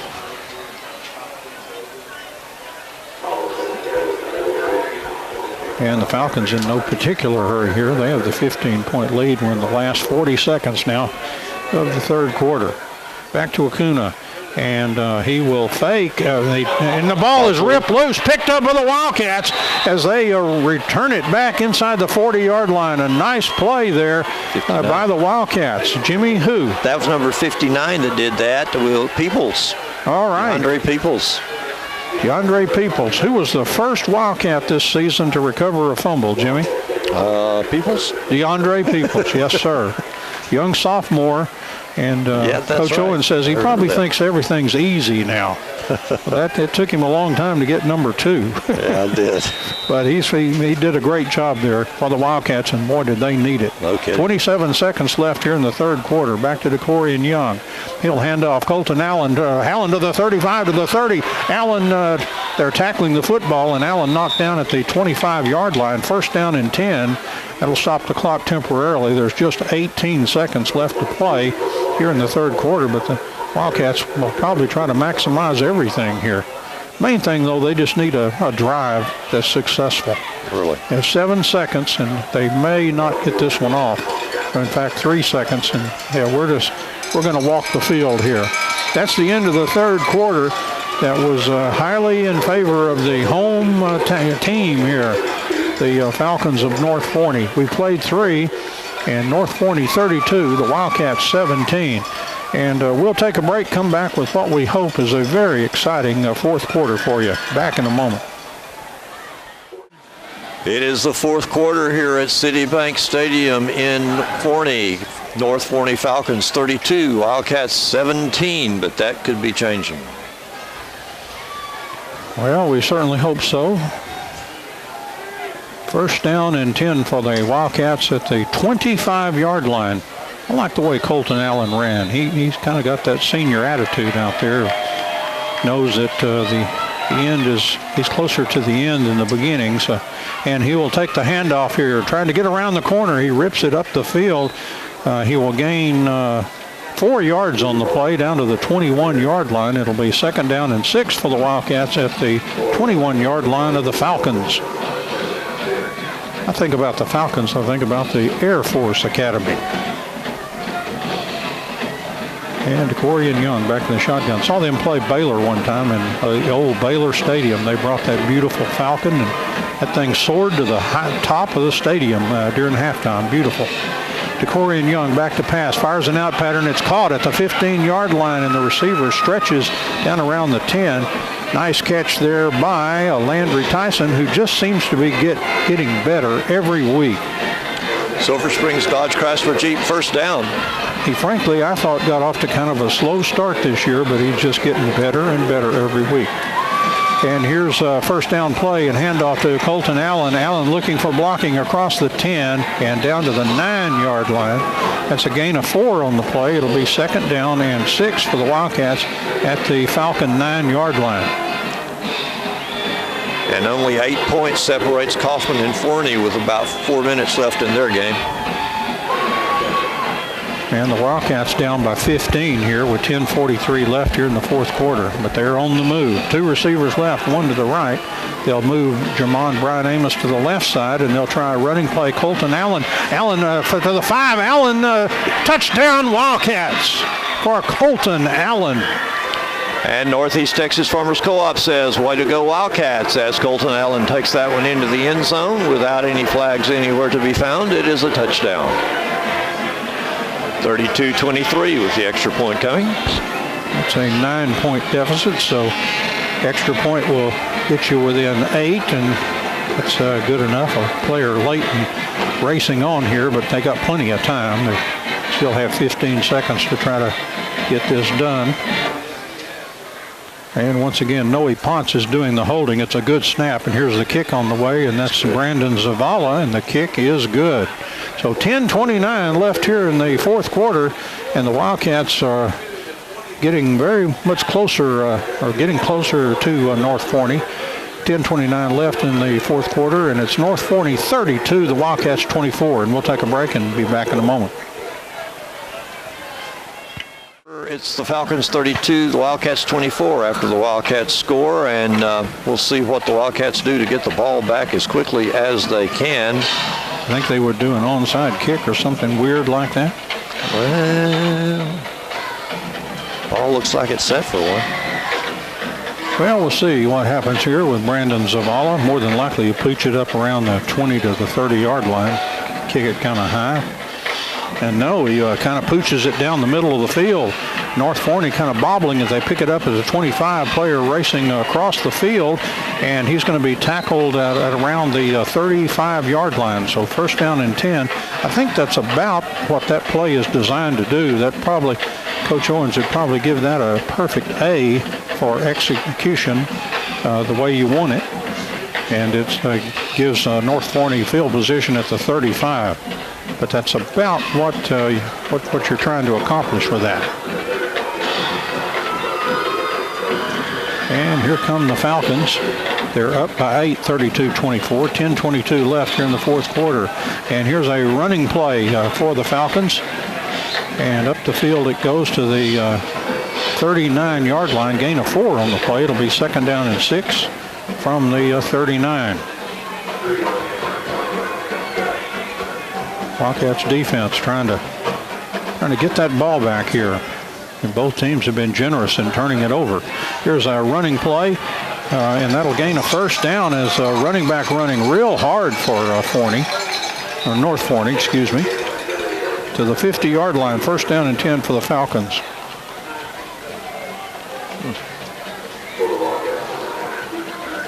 With 43 seconds to go, Frisco leads Lovejoy 48-45. Oh, goodness. Wouldn't wonder who's got the ball and all that stuff. Here's a handoff. Well, another good running play for North Forney, and they gain almost 5 yards. Going to be spotted, well, let's call it right at the 45, so got half of what they needed. Second down and 5 from the 45-yard line, and maybe that big offensive line beginning to have their way here. Here's a running play, and again, bucking in there for a couple of yards up to about the 43-yard line. It's going to be 3rd down and 3. Big play for the Wildcats defense. But as you get across that 50-yard line sometime, it becomes 4-down territory. So let's see what the Falcons do now on a big 3rd down and 3. Snap and a running play again. Back hits in there. Looked like he got the first down. He got out. Now he breaks out of there, and he's breaking to the end zone and running all the way for a touchdown. I'd already given up on that. You talk about a long whistle that time. Yep. Because obviously the progress was not stopped. I thought it was stopped in there a long time ago, but the next thing you know, you look up and the guy's racing to the end zone. A long touchdown run by the Falcons. 38-24 our score at this moment. 8:38 left here in the fourth quarter, and the Wildcats once again staring a 15-point deficit in the face with this extra point if it's good. There's a kick on the way, and they've been pretty good on the extra point, and that one's good.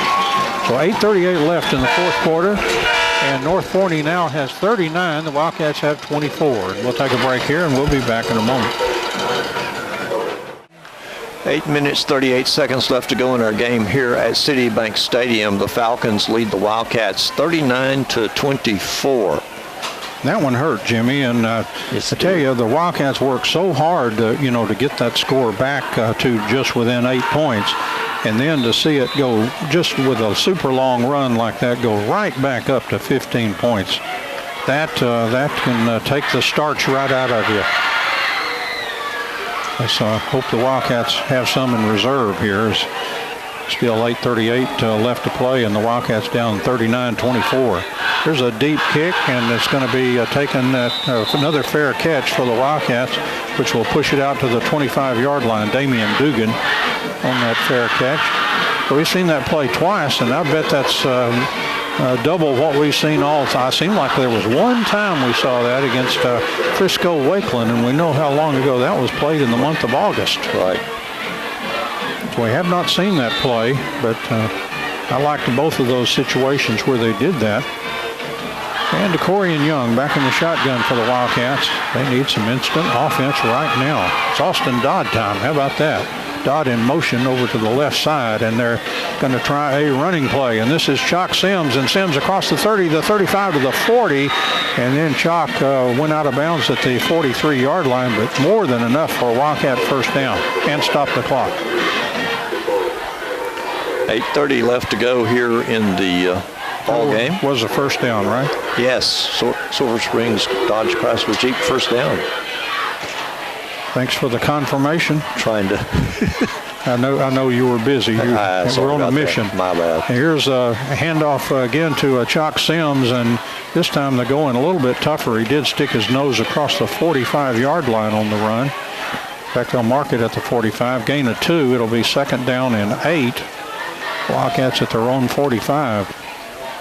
Just over 8 to play here in the fourth quarter.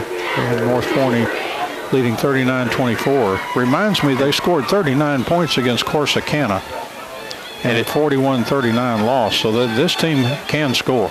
It's 28-26, Kaufman over Forney. Oh, wow. And here's a fake and a throw, and it's caught by Jermon Brian Amos. He's across the 50, and he barrels down to the 45-yard line. That's another Wildcat first down. Silver Springs Dodge Chrysler Jeep first down. You're exactly right. There's about 1:12 left to go in that Kaufman-Forney game. Boy, Forney needs like an onside kick, I would imagine. Something. Anyway, that's we're having some fantastic finishes on the final district weekend here. And here's a running play. Chalk Sims. Oh no, that's Caden Davis. He spun around. The second time he spun right into a tackle, but he moved down to the 43-yard line, gain of 2 on the play. It'll be 2nd down and 8. That's one of the prettier 2-yard runs that you'll ever see. And Frisco did win 48-45 over Lovejoy. So that's where we head, unless and figure out a way to leapfrog over Kaufman some way, but got to win here, and they have to lose. And neither one of those happening right now. Back to DeCorian Young.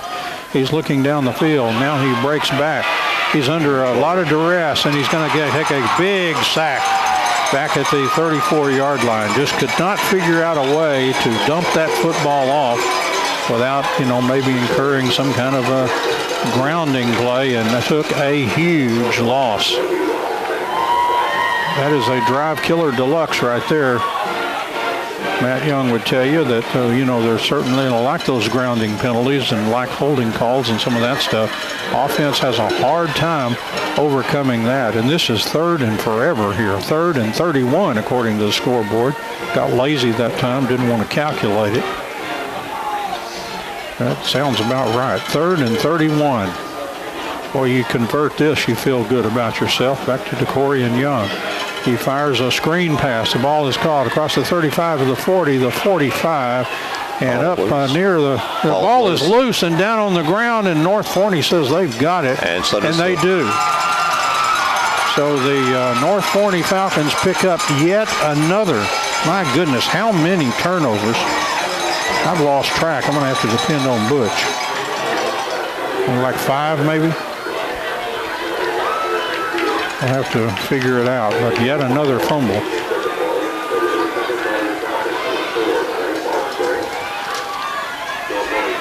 And just 5:53 is all that's left in the football game now. The Falcons lead by 15 at 39-24, and they have the football. And they're just full of enthusiasm on this senior night. Acuna takes the snap, and he'll try a running play. Oh, he hit right into a Wildcat who threw the ball carrier for a loss. That was Kylan Wade, one of the defenders back there. It'll be a loss of 1 on the play. It'll be 2nd and 11 for the Falcons back at their own 48. But meanwhile, they're playing with house money here. They're just 5:30 or so to play, and the clock continuing to roll, and they can take just about every second off of it. And the Wildcats have to score twice. Acuna back in the shotgun. Will take the snap, and he will keep, and he breaks one tackle. Now he's coming back across the field, breaks another tackle, and goes around the corner to the 45 and moving down across the 40. That's a first down. What an effort by Acuna, and the Wildcats with some just terrible tackling on that. And that's kind of, again, the side of a dispirited team. One team that's got it all going here. They're dancing on the sideline, having a good time. Well, you have no playoff future. You make the most of when things are good in the last game. And try to remember that as you get ready for next year. First down and 10 for the Falcons, and they'll try a running play, and that running play gets nothing. Good Wildcats defense to wrap that up quickly. And now they're going to look like a timeout taken here. Right. And timeout by the Wildcats. 4:19 left here in the fourth quarter.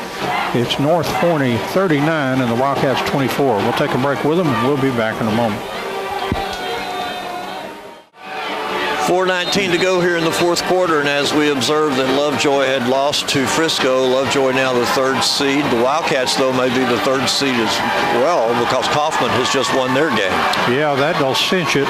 And so we need to load up the wagons, Jimmy, and head to Frisco. That'll be our destination. It'll be our 2nd trip there this year. The first trip worked out nicely.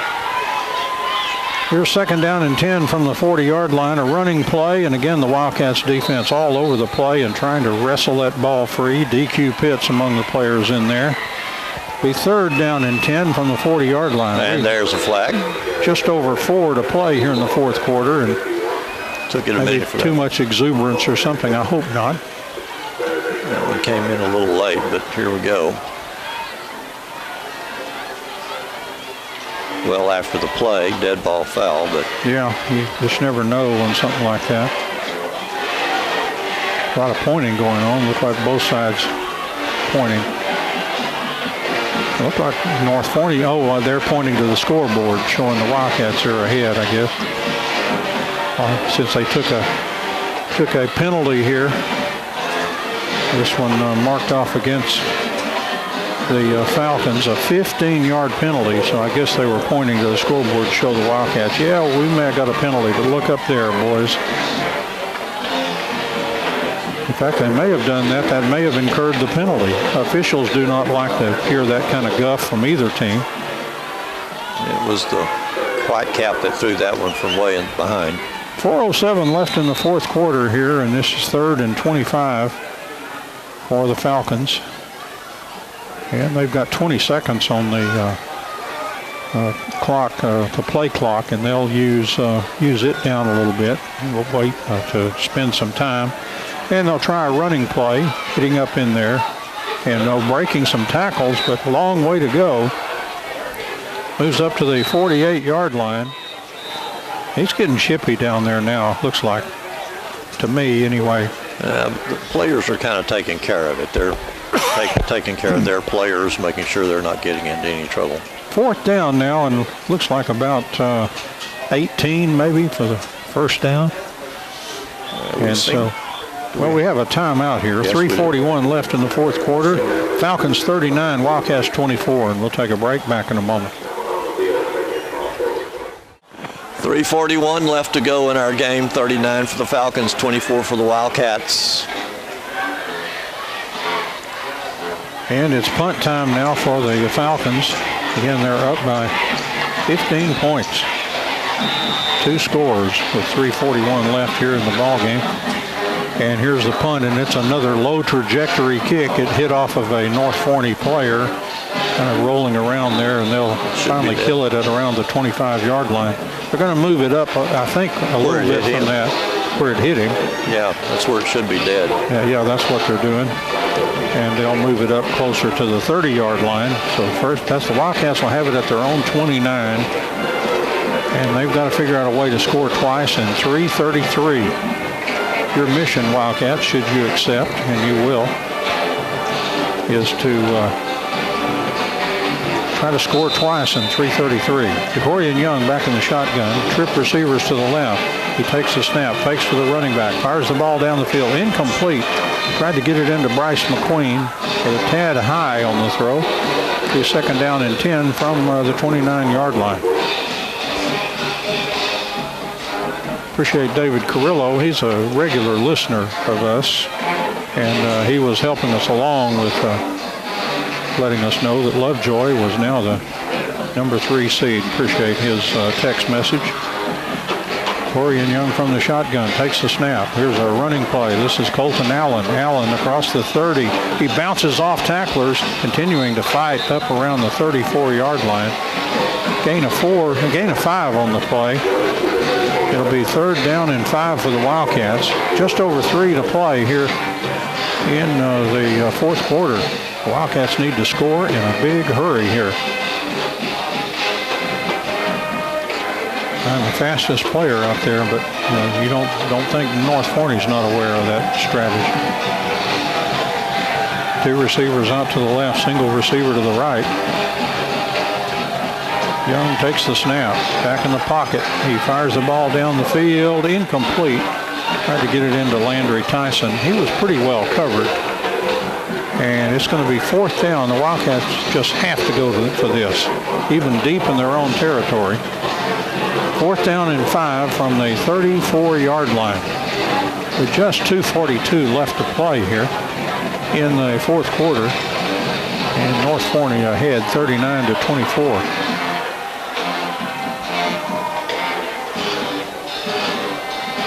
So Frisco, the original Frisco, before they got 9 other high schools. Here's Young. He's going to throw a screen. It's incomplete.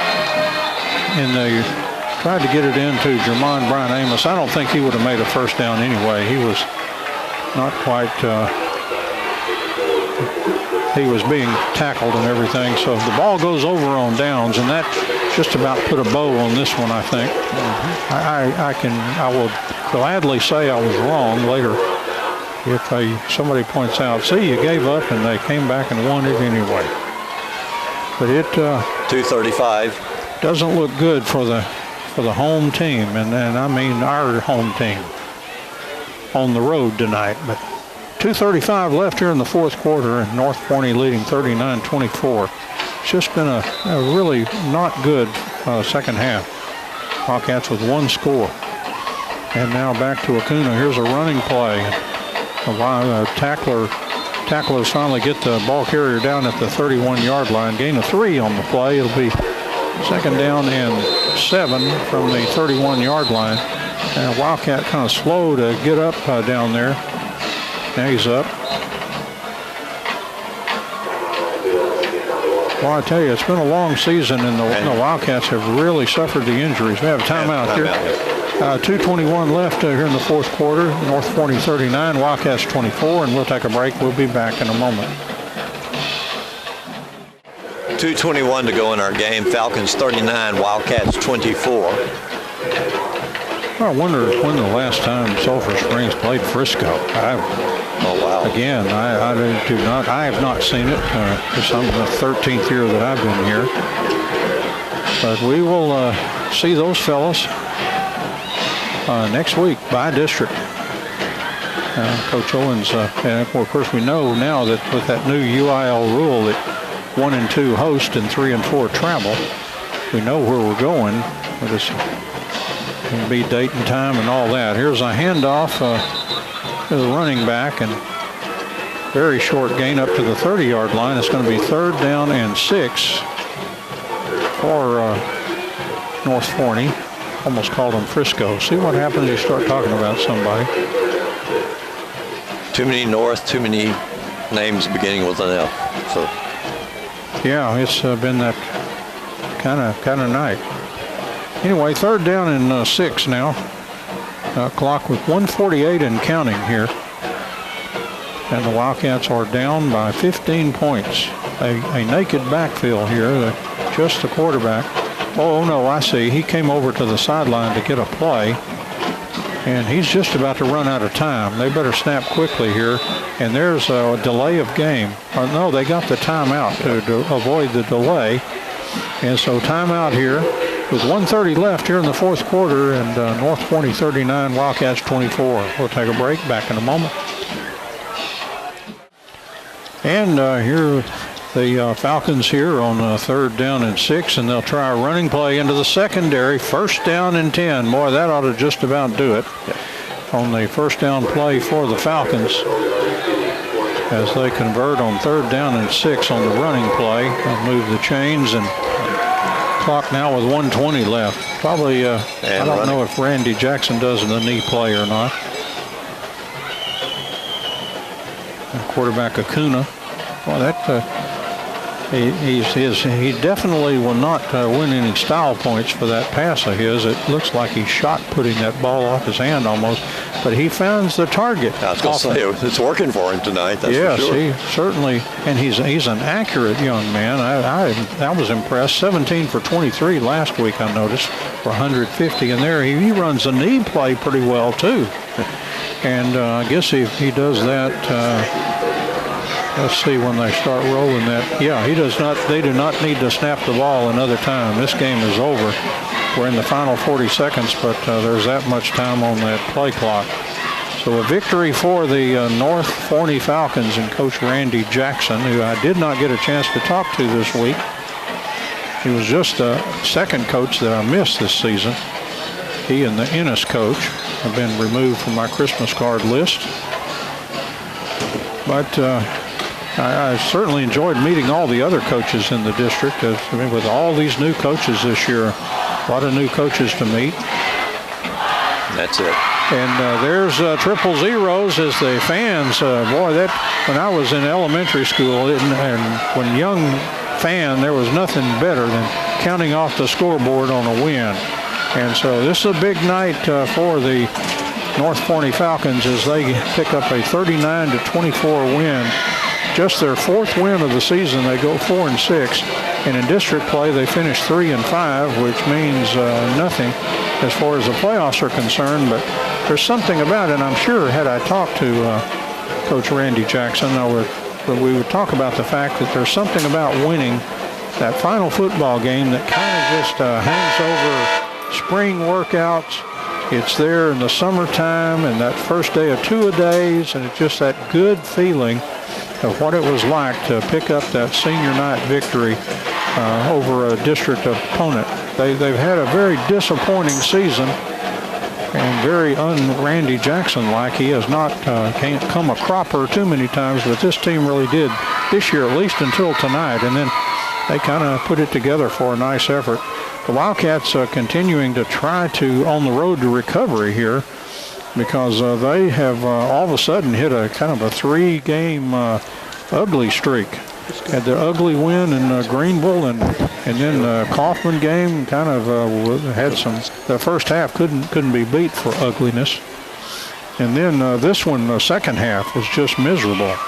After a fairly well played first half, 17-17, but North Forney just made the plays in the second half, and the Wildcats just as the expression is, we've been using it a lot lately, and I hate to do that, but they've shot themselves in the foot. Boy, nothing worse than that. If you're a hunter, you know what I'm talking about. You don't want to be doing that. Anyway, that's going to wrap it up. The Wildcats finish their regular season with a record of 6-3. And they'll be 5-3 in district play, which will be good enough for the third seed in the district. And we must say, at the first of the year, would you settle for, a 3 seed in the district? I would say I would have jumped up and said, "You bet, give it to me right now. I'll take it." And the Wildcats do earn that, but and they've earned a date in by district, and they'll face Frisco. The original, I almost said still the greatest, but boy, there's Reedy in there, and they're ranked number 9 in the state last time I checked. And they sailed through that other district undefeated. So Ennis, if they end up with a number 4 seed, they will really have their hands full. And we expect the Wildcats to have their hands full too against a Frisco team that, it's my understanding, they may run something like the wing T or something. Kind of one of those old-fashioned offenses that is really hard to prepare for. So anyway, we'll go at it again in 1 week's time and by district, and hope that the Wildcats can continue on the road to recovery and see if they can't continue to try to find some of that good play that they had so early in the season. Well, Jimmy, let's go ahead and wrap this one up. Wildcats lose to North Forney. The score of 39-24.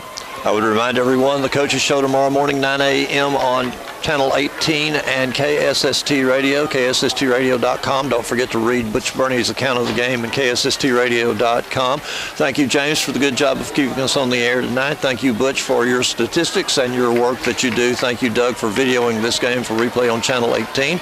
Don Julian, who has done your play-by-play, a special thanks to you. I'm Jim Rogers. We thank you for joining us tonight. We will be in Frisco next week. Have a great evening. Good night.